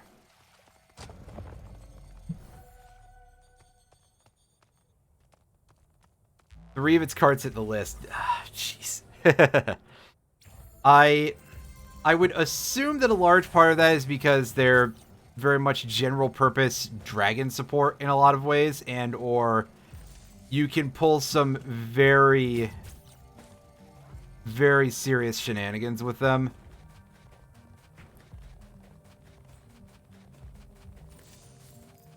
Like, there's a burn spell associated with it that can do a lot of damage if you're activating it off of the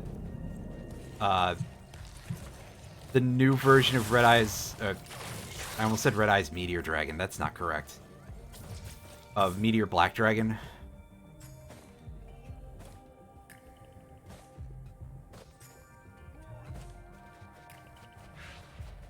Okay. Yeah, Red Eyes Fusion being limited in some way makes a lot of sense, because I remember looking at that and I was like, that's really sick. Red Eyes Darkness Metal Dragon. Yeah, I seem to recall having seen that one. Oh, you. Nice eyebrows on that animated emote. I forgot that the animated emotes are like that much of a thing right now.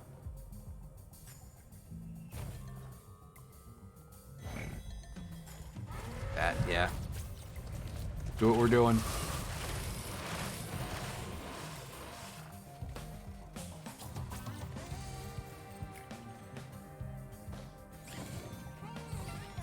Oh god, I actually forgot that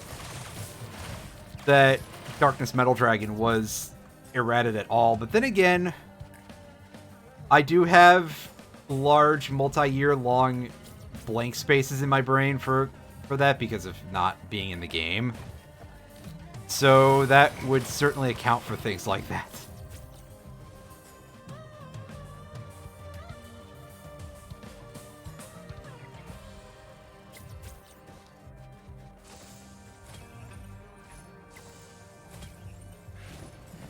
And then Fire Trick, I'm just looking at that emote and immediately I'm like, that almost looks a little bit like an Orcha face somewhat. I mean, clearly the hair is all black, so it's not quite correct. And, you know, that just makes me miss Plastic Alan. One day he'll be back. I mean, he did get his internet upgraded and he's looking into new cameras and stuff, so it is a thing that could potentially happen. In theory, if he gets time.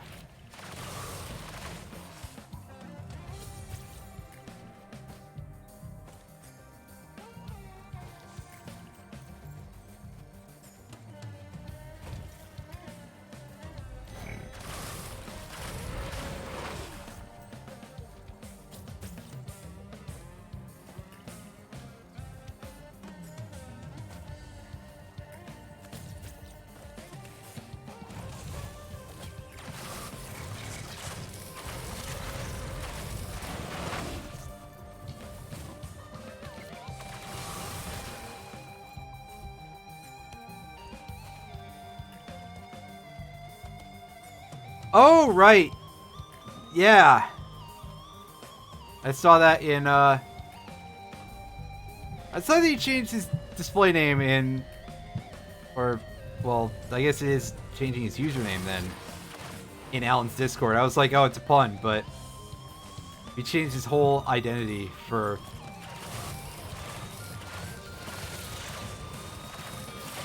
streaming purposes. Fair enough. I admit that my immediate thought there is that he would probably choose to do that. Give me just a second here. Let me pause.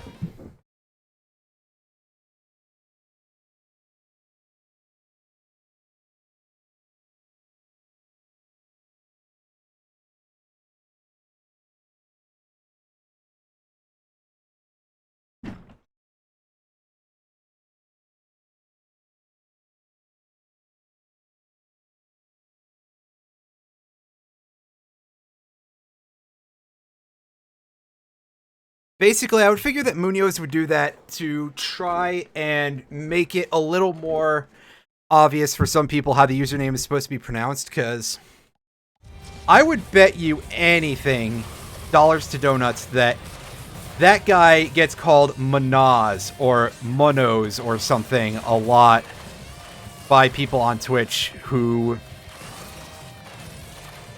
have, like, never heard of the Spanish language whatsoever.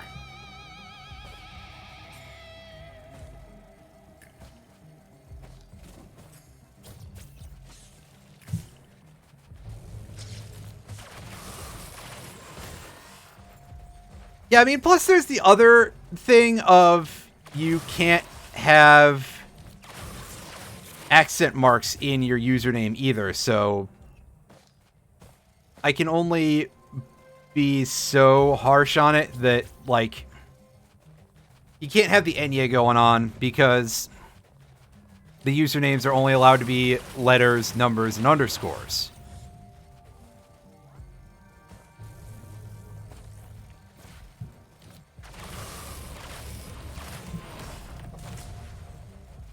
So you definitely get some people who look at that and are like, wait a second, that doesn't quite add up. And get confused by it. So I guess I should not 100% be, like, completely judgmental. Just mostly, as is my wont in life, really. But, you know, there's definitely... It probably had to get a little bit tiring, I guess, is how I'll put it.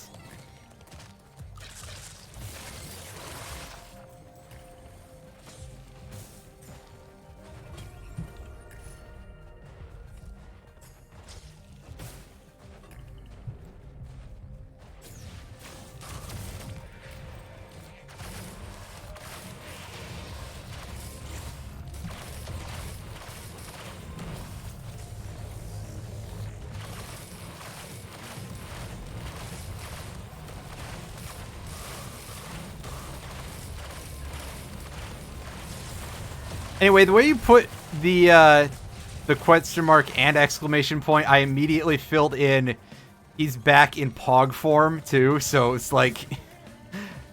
Remember Munoz? He's back in Pog form. Which is just... I don't know, anything like that cracks me up immediately, too, so...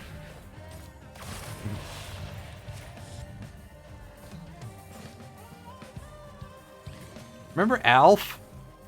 Not really, actually.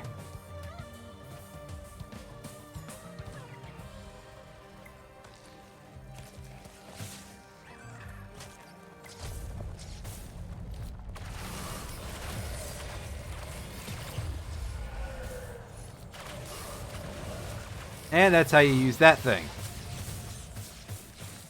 Ah! Incoming! Get that shit out of here.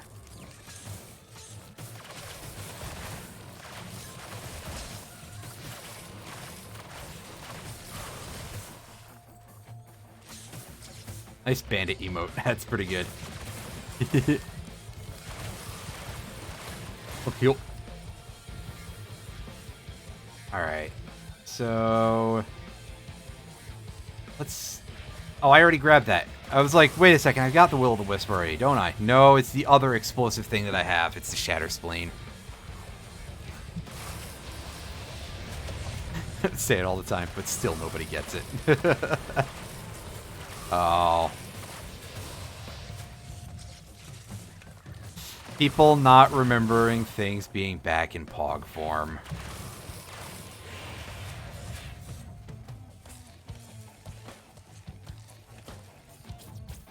It's okay. I bet nowadays it's like you say that and people are like, Pog? What? Is that like a Poggers? Because we've just lost that bit of our culture, I guess.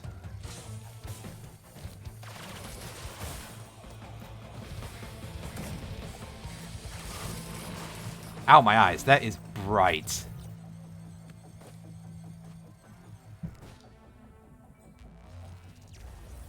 Well, let's go visit the Newt and...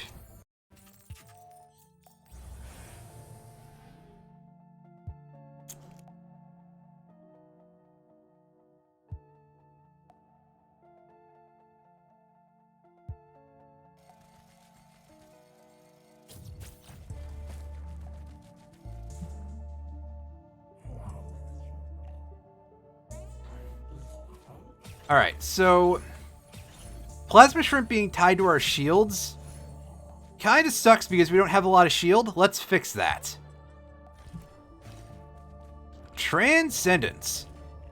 Increases our max health and turns all of our health into shield. So now, we are always going to be able to fire off that Plasma Shrimp. And we're going to be a lot hardier for the... You know, for it.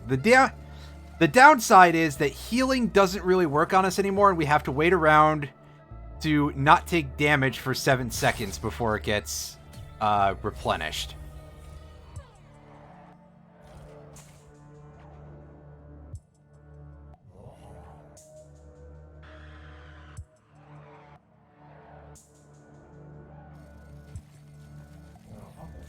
Oh, that sounds just absolutely frustrating to watch and listen to. I mean, I guess good on him for picking up some of it, at least.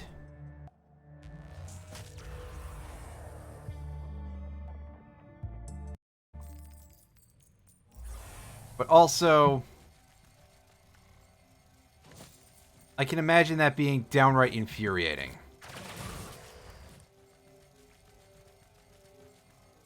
Also, another side benefit of Transcendence that I didn't get to mention is that it reduces our fall damage to 1. I think this is a consequence of just how fall damage is calculated versus your actual max HP, because technically we have 1 regular hit point, because I suppose you have to for mechanical reasons.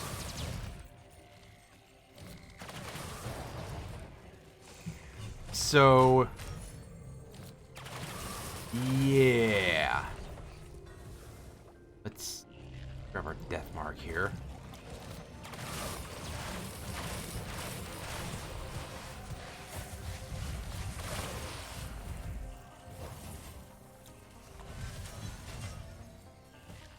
Still, it's a nice fringe benefit because the item that makes you immune to fall damage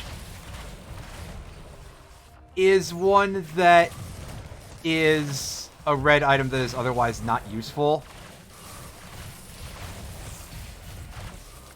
So hey, now I don't have to pick that up.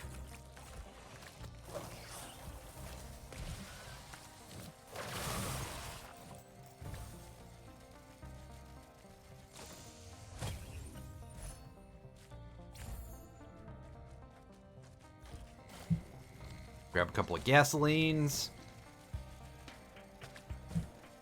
That way we can blow things up. And of course we can resell it later and get huge amounts of money in this economy, right?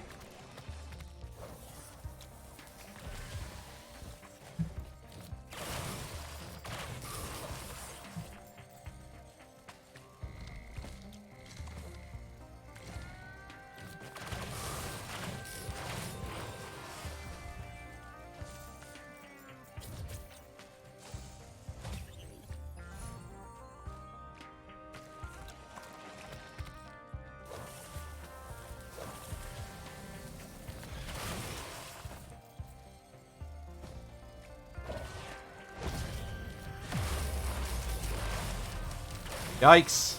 Ouch. Alright, time to go into dodging for a bit.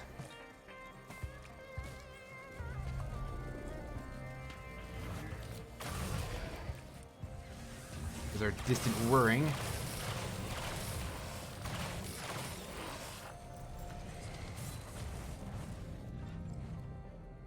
Pick up the needle tick. And that will give us a reason to pick up tri-tip daggers,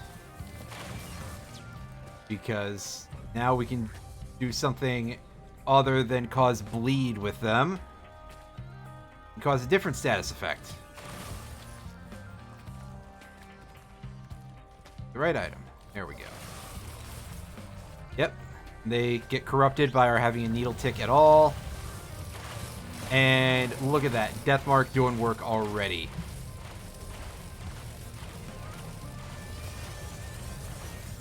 And no shield move from that thing. That's a little unfortunate. I would have liked to have seen how that would all work out.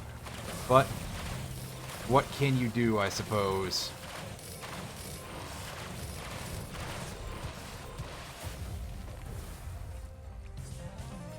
Take the raincoat. Get 100 max health.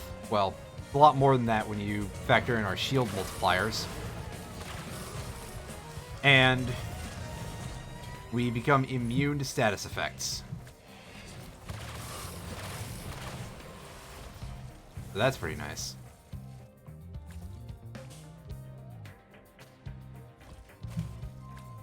Grab a shield generator.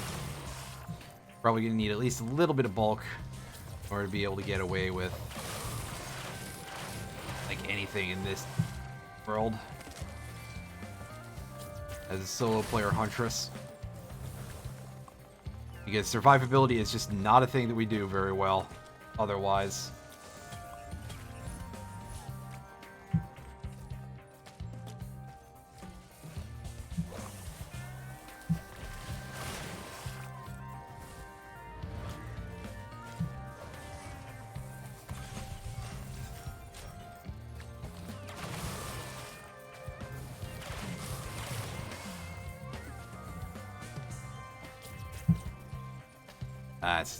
That's just a garbage can.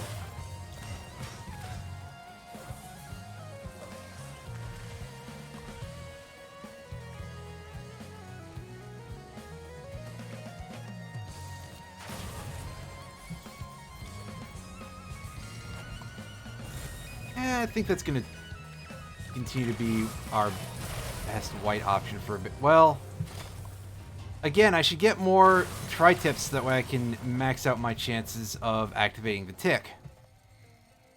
Because while we're having good consistency with it right now, and of course our volley shots produce a much higher chance of actually landing the effect due to firing more shots at a time, it would help to guarantee it.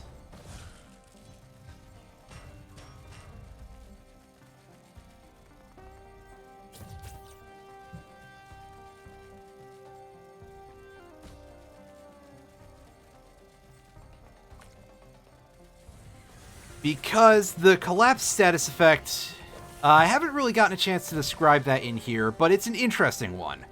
Once you apply it first, it's a thing that gathers stacks. 3 seconds after the first stack is applied, it consumes all of the stacks on the enemy, and it deals damage. It deals a 400% damage attack multiplied by the number of stacks that were removed. So if you set it up right, you can just absolutely obliterate certain large enemies very easily with it. Unfortunately, these jellyfish are over here, and they are probably the biggest problem because they can explode on us for disgusting amounts of damage. The brass bells are pretty nasty too. Shit. I'm screwing this up real bad.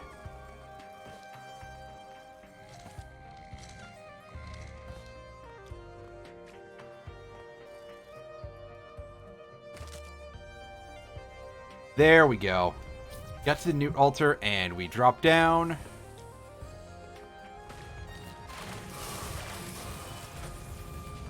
So I think we can get out of here now because I believe we have all the chests. This is a very large and spread out map, so sometimes it's hard to tell that, but I definitely feel like we got everything. So at least I got that going for me or something.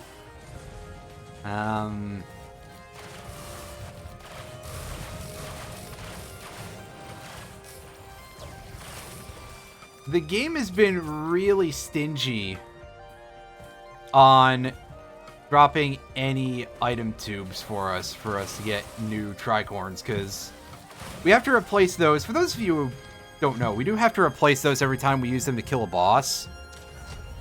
Probably because otherwise they're just way too powerful.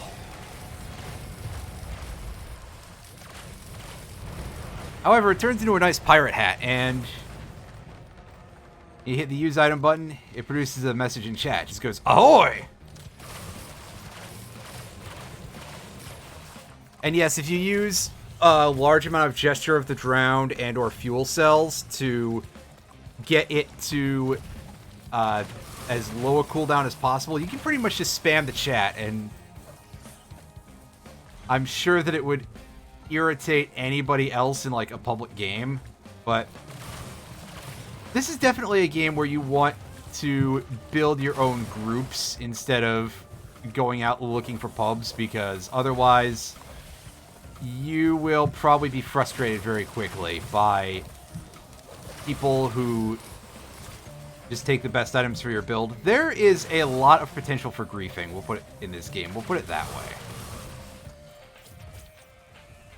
way.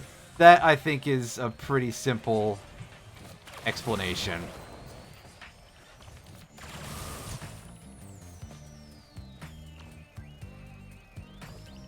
The captain was the best gags in Myers Late Night Show. I don't know a ton about that, so I'll have to say I can believe it.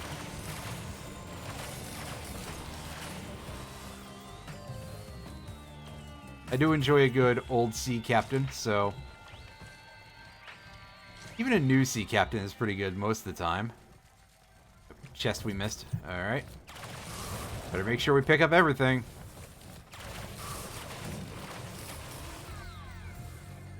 Otherwise, we're gonna feel real silly.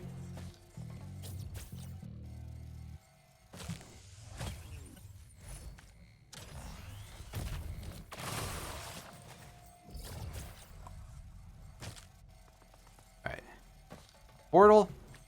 Not nearly so bright as on the previous stage, as you can tell.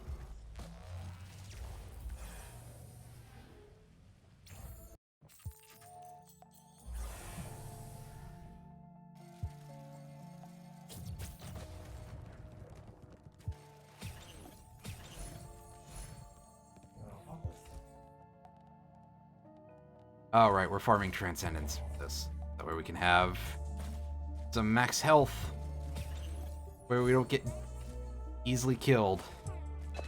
Oh, not as much.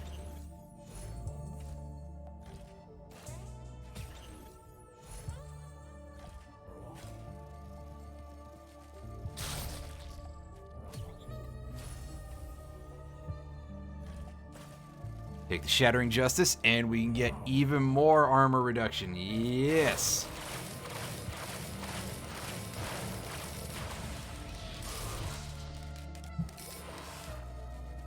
There's no real reason to bully the Newt, but eventually, if you get enough damage going, you can kill the Newt, for those of you who have never seen that. There's actually a circumstance under which you can instantly kill the Newt using the instant kill item. Not the one that I have, but the passive one that replaces your critical hit glasses. That I will not be showing off in this run. I guess if it dies and I get the right items in another run, if I have time for another one tonight.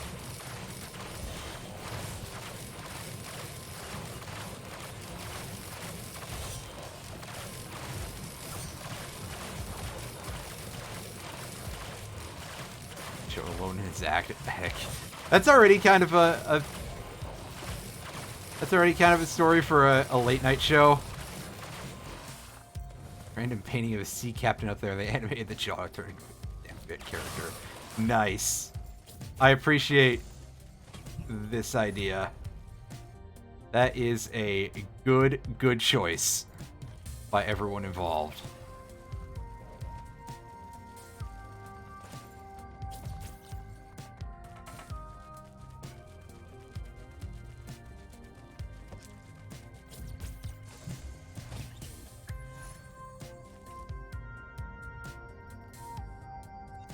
We have Chrono Baubles already. We have 2.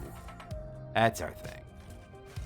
So we can grab that. I probably should grab the shipping request form so that way we can get a free item on every stage. If only I would have remembered. Oh well.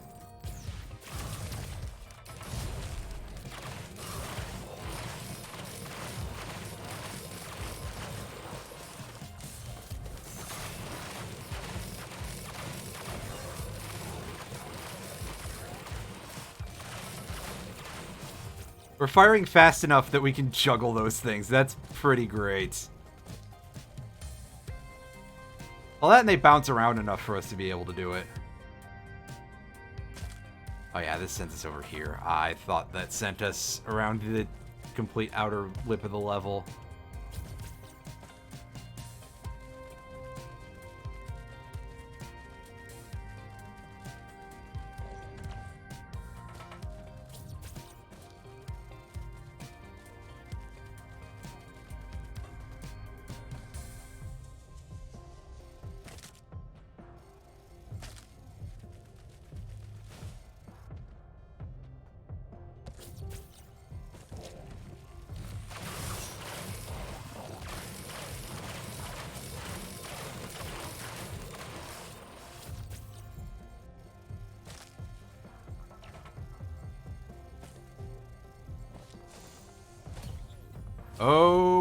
Oh, that is a nice grab.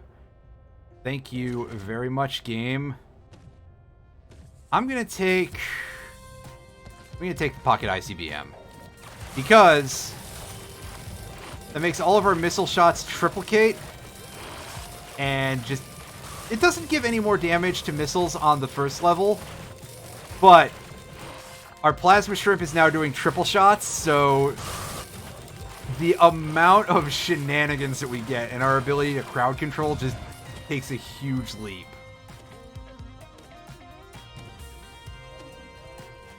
Take some of these, I guess. I mean, I don't really need the backups too much because, okay, it's just more of my boomerang. But why not? It is sort of the main build for this character, I guess. Oh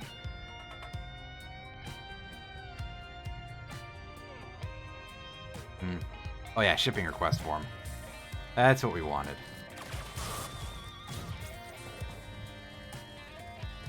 On the other hand, would that I could remember to get more needle ticks for this.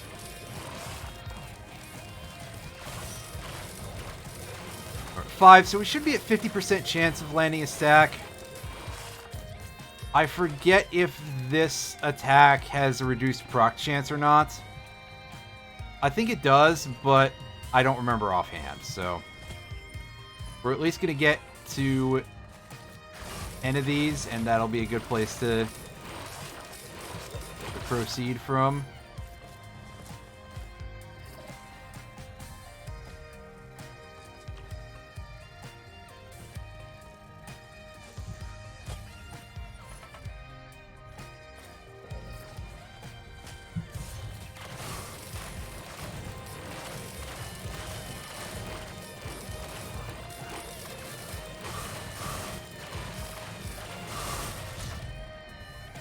Alright.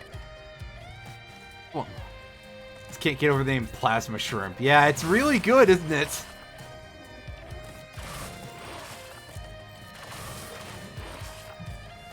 It's a fantastic choice. It's a good design decision.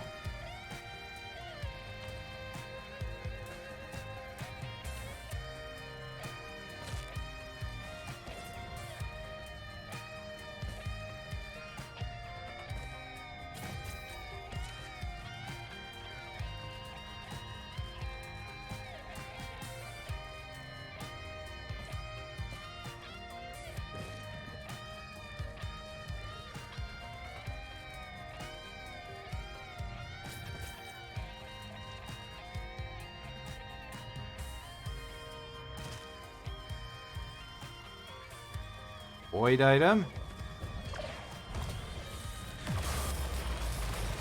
Alright, show me the goods. Good despondent high school self. Yeah, it's really good.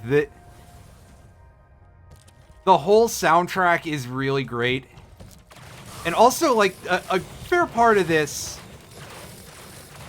like, it's basically one of the tracks from the original Risk of Rain, but with another track attached to it where you get that soaring, ripping guitar. It's so good. This whole game's entire soundtrack is just fantastic.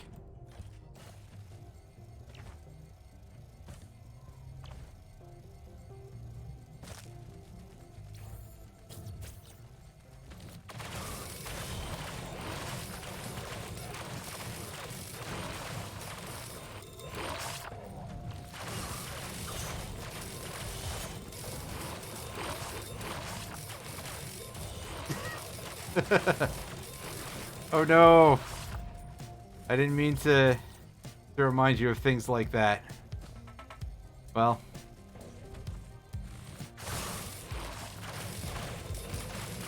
I've considered taking an instrument up, but it's been a very long time since I've played any instruments. When I was in high school, I played saxophone for a year. That was fun. That might be something I consider doing again, but saxophone ain't cheap. I mean, most instruments are not exactly cheap, but boy howdy, a saxophone can get a little bit up there.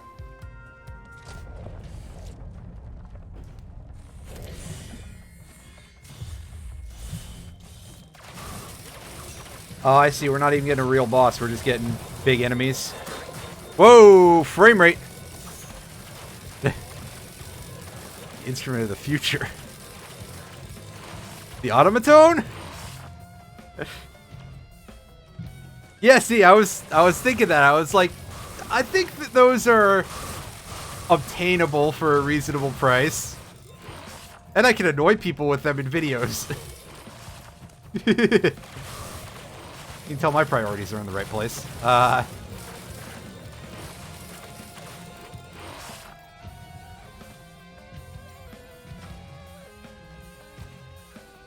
I've definitely given that some consideration.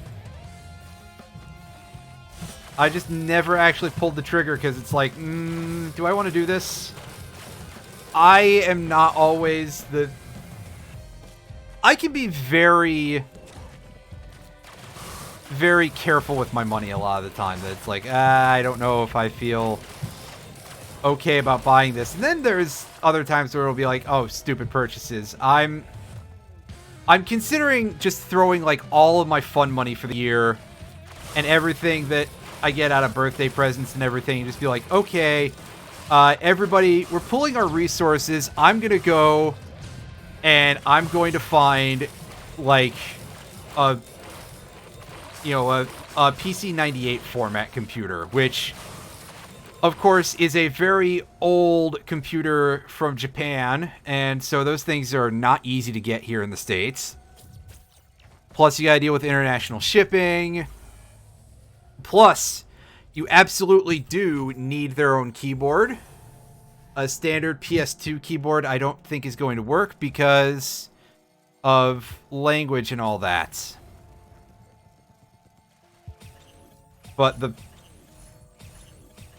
obviously I'm not going to plunk the cash down on it right now because I legitimately do not have the kind of money to get something like that, judging by every single one of them I've seen on the internet. But it is something that I have given legitimate consideration to as a thing that it's a business expense. Actually, you jest, but I do have videos in the pipe that would involve dealing with it, so I think I actually could technically say that it's a business expenditure.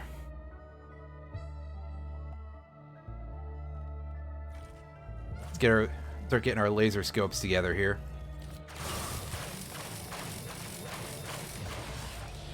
And see, we're starting to see some effects happen to the Newt's HP there.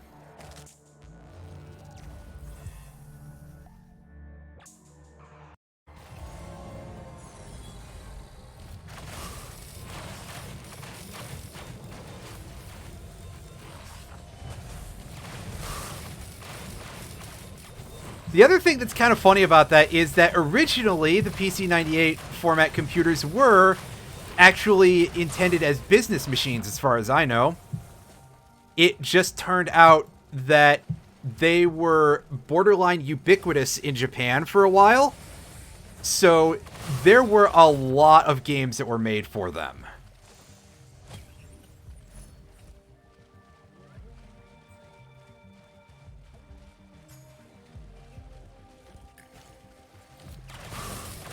So back then somebody would have been calling it a business expense too, probably.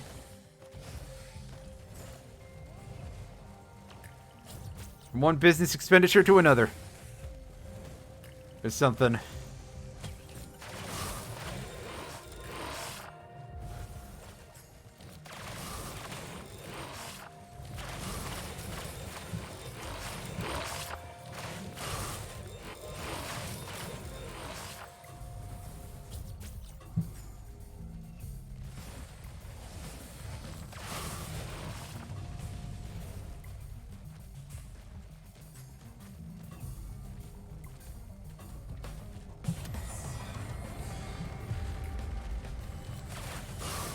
And here's our friend Aurelianite, whom we visited twice tonight.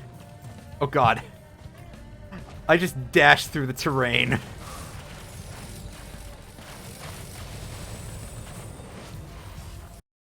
Oh. I hit the Windows key by accident. Good thing that didn't show up on stream. Just in the sound.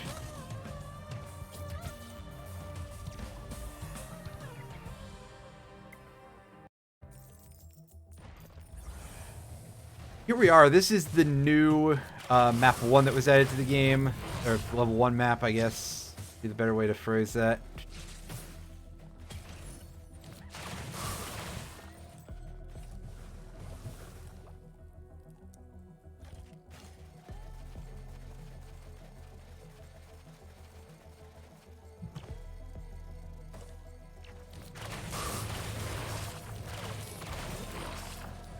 Golem warping in there.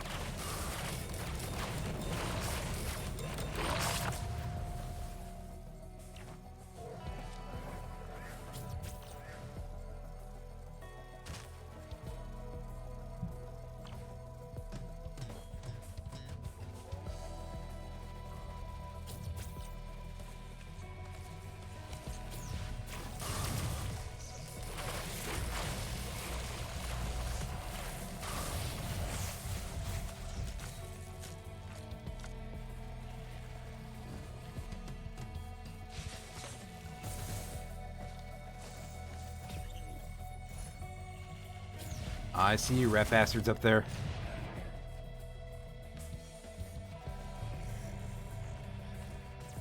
Hi, Lears. I probably could just do that, but I was looking to get this without having to look that shit up because, well, honestly, why not? Fuck my life. What do I want? I want to not get bombed by this wandering vagrant would be nice. That's right. I want more of these. So I can have more stacks of attack speed.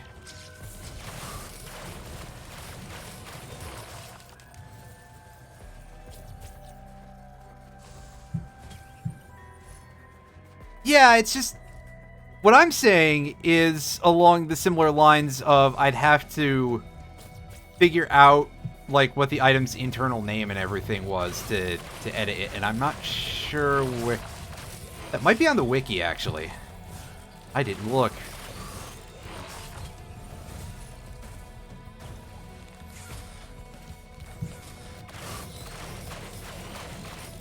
I mean, yeah, but Google... You know me, I'm lazy about searching for things. At least I admit it. Well, I'm lazy about searching for things, except when I'm not, which... Playing and enjoying a game you... What? Well... You haven't gotten the DLC yet, have you, Lears? You haven't picked up Survivors of the Void yet, right? And of course, I'm pretty sure it probably just went off sale like yesterday, because... Wouldn't that be the way?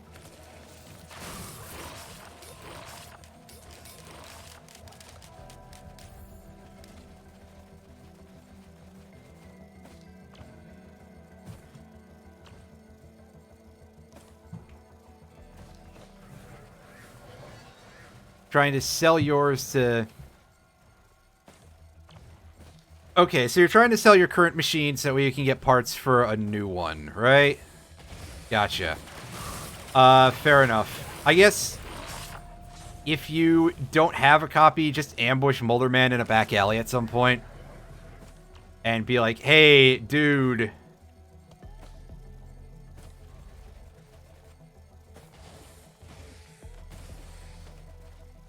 900K.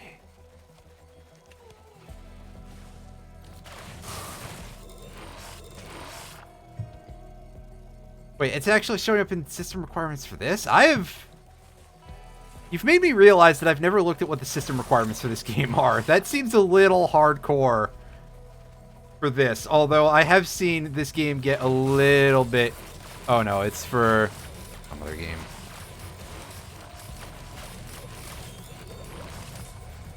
Oh, because I was going to say that that seems a little over the top for Risk of Rain 2.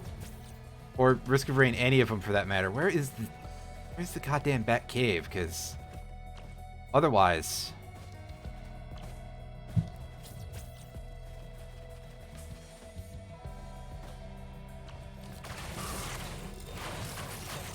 But anyway, what I was going to say is that the other part of things there is I acknowledge that this game can get a little bit self-destructive, shall we say.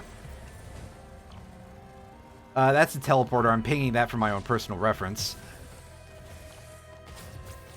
Last night, or was it the night before, I did a run where I turned into the heretic, and also I had like a fuck ton of gestures of the drowned and a portable missile launcher. Basically to the point where I was just shitting missiles uncontrollably. You know, something, long night at Taco Bell. But I managed to... I got to... I'm pretty sure I was 2 rotations in, so it would have been in stage 14 of the fire level. And I suddenly went from everything's going fine on the previous level to lagging like a motherfucker on that lava level. Like, it just gets absolutely destroyed like nobody's business.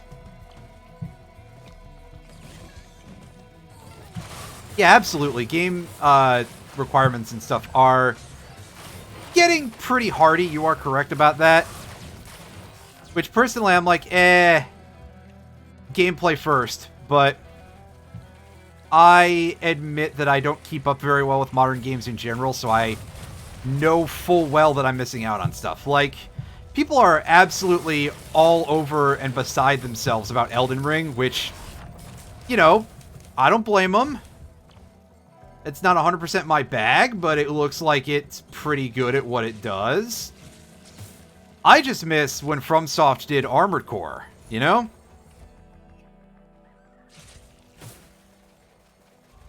I didn't check what the CPU was. I just was getting a lot of lag and, like... calling it drop frames seems weird because of the situation, but that's basically what it was, is that I was at a frame rate of, like, less than 1 FPS. It was kind of stupid. That's... I probably should be conserving the guns now, because I've got...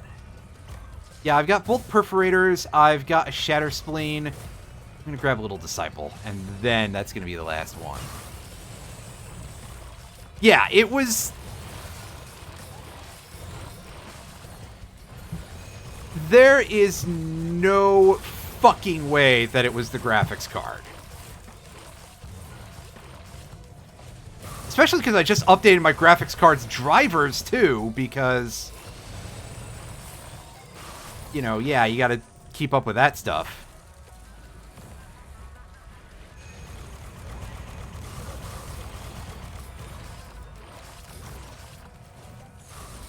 So, it could be any number of things, but either way, here is the important part.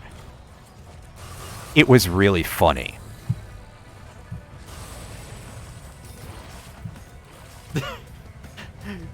Like, just... I was playing with Bryself and Mulderman, you know, have been off and on, because they're actually congregating around a time. I just kind of expect, really, at this point, that if you're dropping in on me streaming at 2 a.m., the odds are not good that you're awake when we're doing stuff around 2 p.m. Granted, I say that, and I'm the one who's, you know, still doing stuff over there. I just expect that you're, like... Basically, I just kind of imagine that you're a vampire. More or less. So... Yeah,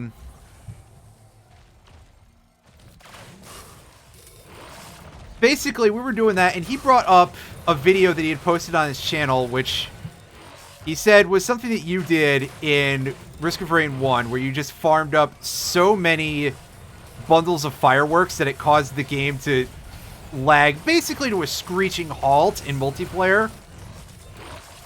And personally, I love when this game just gets annihilated. Because this is one of those games, this is a very rare game in that sense of, like, it really gives you that thrill of godhood that you can't achieve very readily in a lot of other games. Ah! Being traced. Get off of my butt. Get that shield generator. Take some more gasoline, because a little bit more AoE on our explosion there. Oh, hey, look, it's a bot. Give me a second to shoot that in the face. There we go. Yeah. This is a game that produces a very unique sensation in that regard. So I love seeing it whenever it gets to happen. So, like, I wasn't even upset, although that was a pretty good run. It was definitely one of the funnier ones that I've had, that's for sure. Honestly, the Heretic in general seems to be a pretty interesting character if you can get that rolling, which is a thing that practically seems to necessitate the use of the command artifact or just gobs of presumably cheated in coins.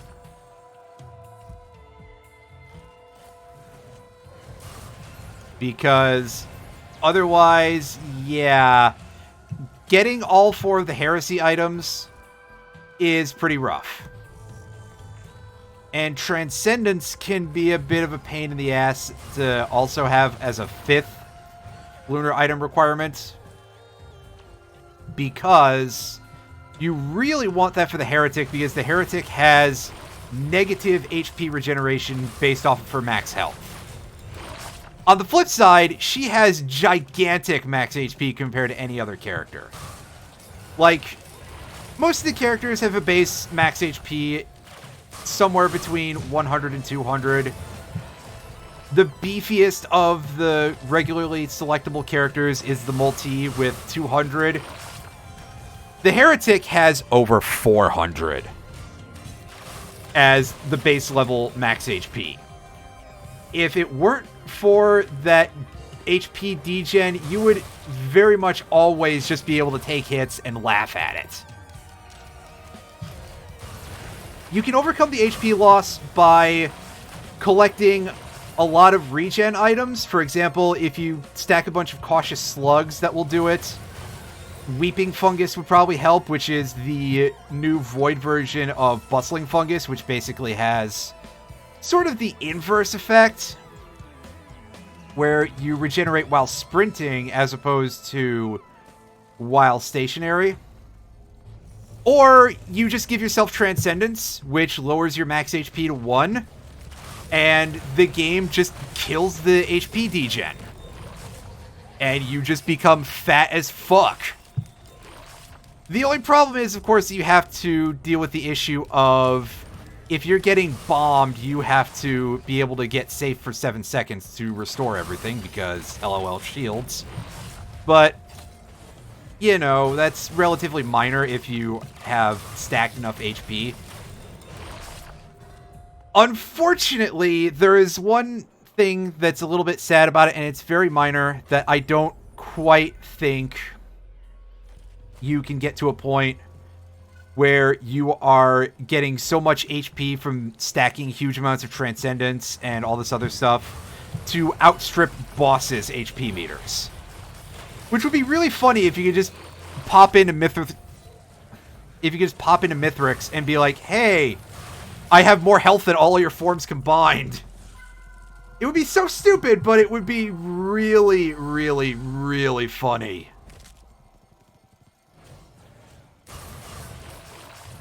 As I've probably made clear by now, a large part of this game is about setting up situations like that where you just get into the stupidest possible shit and you do something fun with it. Also, purple orb around the thing so we can go to the I forget what it's called. Although I do remember that the next phase is called the Deep Void. And this is another alternate ending. I know you haven't seen this yet, Lears, so... I mean, hey, why not get a little bit of spoilers for... Oh no, spoilers for Risk of Rain 2. Oh no. Whatever shall we do?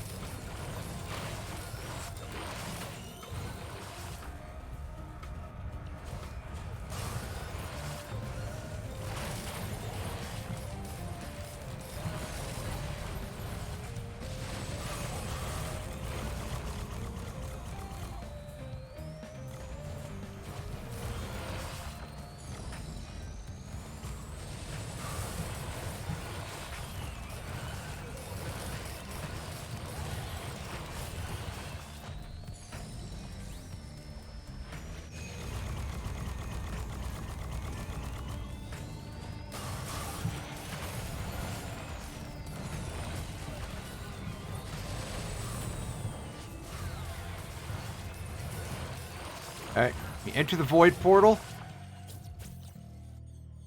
Enter the Void. That's a movie that I probably should see at some point. I've heard it's really fucking weird. Alright, here we are. Void Locust, that's what it's called. Right.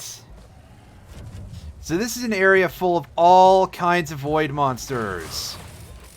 You can find a lot of these in the Void Seed events. But of course, here we're going to fight them just in a separate little world. Oop, dodge that. I was gonna say, we should be able to find a Void Devastator. There it is. And that is the new Void-type boss, but we just eliminated it. Well, this would be absolute fucking suicide what we're about to do with our build in a run that was not specifically about getting the newly hatched Zoea. Corrupts all yellow items, so now we have 6 stacks of this. Periodically recruit allies from the Void. So every 60 divided by the number of stacks we have seconds, we recruit a Void monster as a partner. And that means that we get one every 10 seconds, and we can have up to 6. They time out in 60 seconds, I believe. And yes, of course, they do have the self-destruction effects that you would assume they do. Which is why I would never willingly choose to use this in a serious run. Because I would be too afraid of getting killed by my own allies, basically.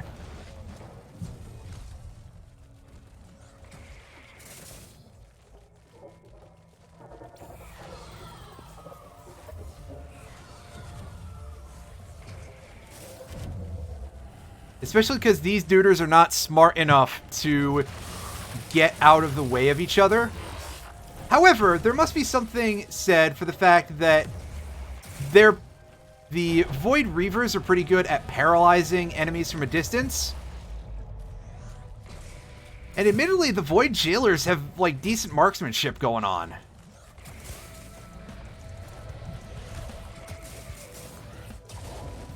These guys that look like really beefed up Zoidbergs with arm cannons. Yeah, they're not to be fucked with. Oh, hey, we got the big crab for ourselves. Oh, God, this is about to become a death zone, isn't it? Get out the way. That feels like an entirely appropriate Zoidberg line to put in here for this type of scenario, because that's how we're going to be feeling a lot of the time here. Is just, oh God, I'm coming down.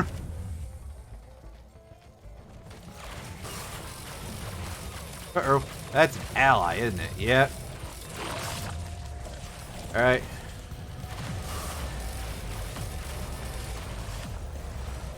Slaughter those endermites real quick.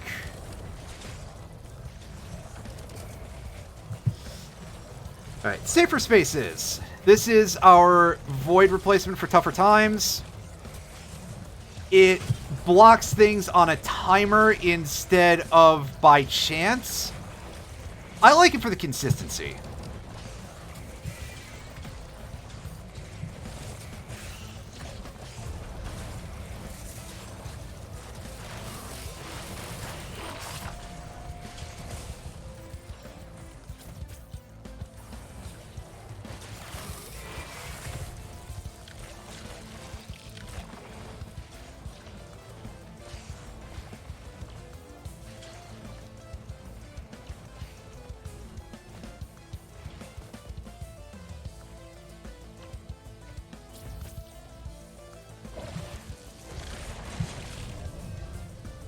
Alright, well, our party is about to... Well, the rest of our party anyway. We are safe in here until we start spawning shit on top of us that can kill us. But, our party just wiped.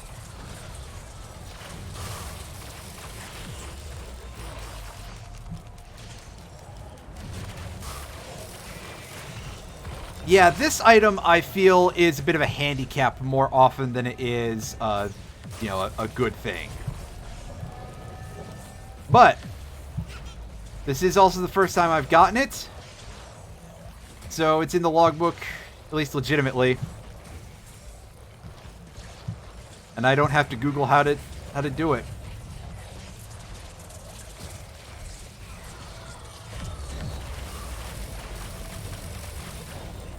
Although that said, coins are a thing that I should probably update at some point. Because my coin total... I'm pretty sure I haven't added more coins since the last time you played, Lears. Not like specifically like, oh, I'm not going to do it until he comes back. Just like happenstance, really. But...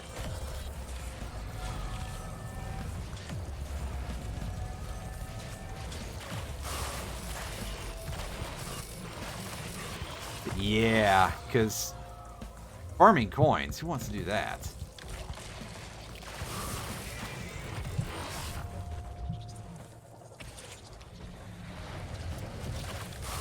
I guess if I was, like, able to, you know, if I knew how to speedrun this game, could do that completely legitimately, but even then, for the kind of coin totals that we'd want, it is a little extreme. Alright.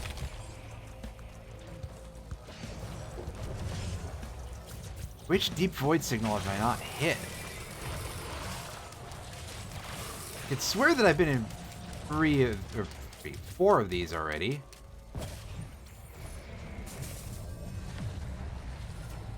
I don't need barrier thing.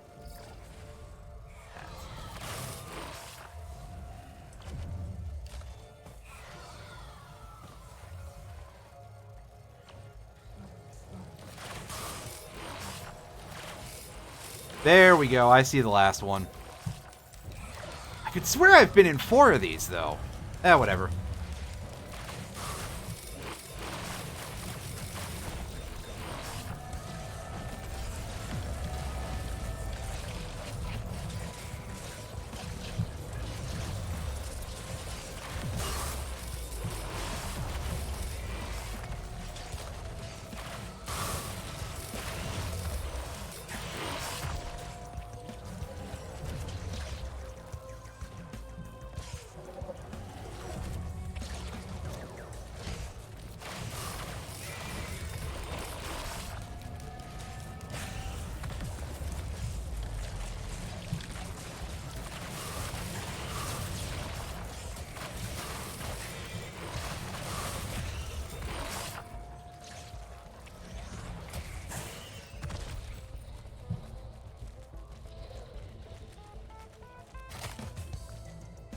Alright. So with all that done, we go up to this big portal at the top of the level, and there we can enter the Deep Void. There's a special boss.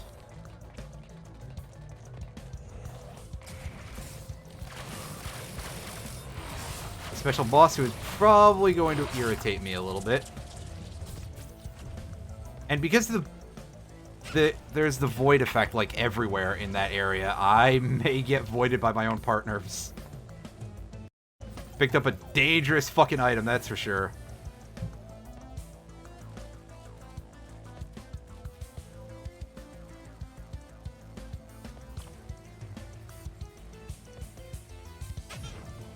Alright, go across the cubes. Oh. Fly ship.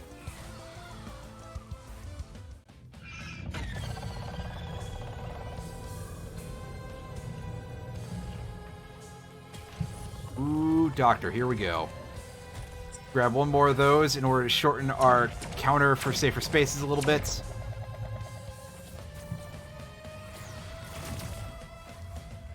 Can I get a targeting on this thing? There we go. Gotta aim right at its eyeball. This position... Well, not even just this position. This class kind of sucks for fighting this thing. Usually I'd be able to go from downtown, but... You need to be decently close for the reticle to go up. So that's a problem. I'd have to be sniping otherwise. Right.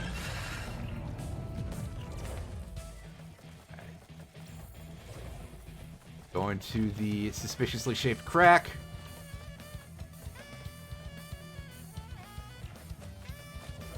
Oh, that saxophone. Pretty good sounding saxophone. Or it's saxophone anyway.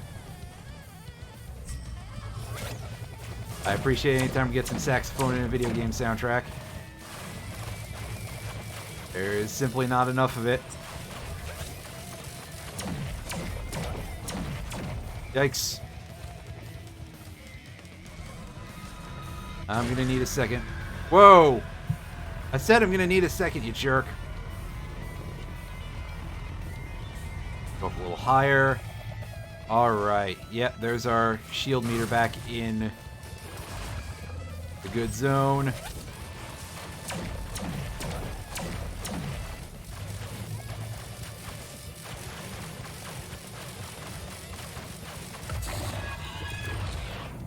Alright, phase 2 is over. And here come some scrub mobs to irritate us. Okay, this is looking a little different.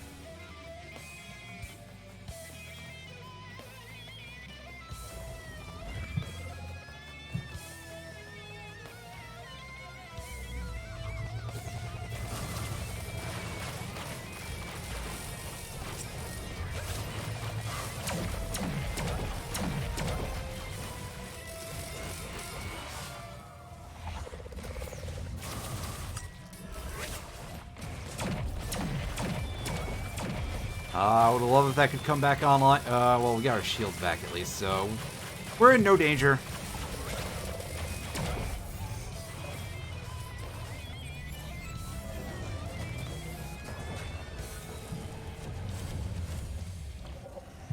And there we go. The Voidling is destroyed after 3 phases. It's always the 3-phase fight as far as I can tell.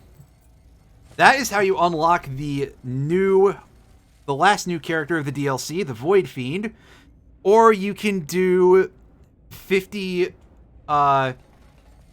waves of the survival mode that I forgot the name of.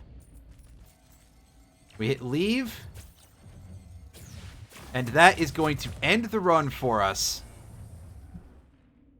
I believe this technically counts as a win.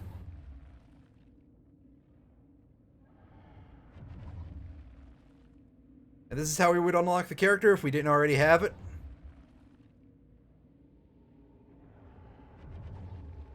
And we accomplished our goal. All right.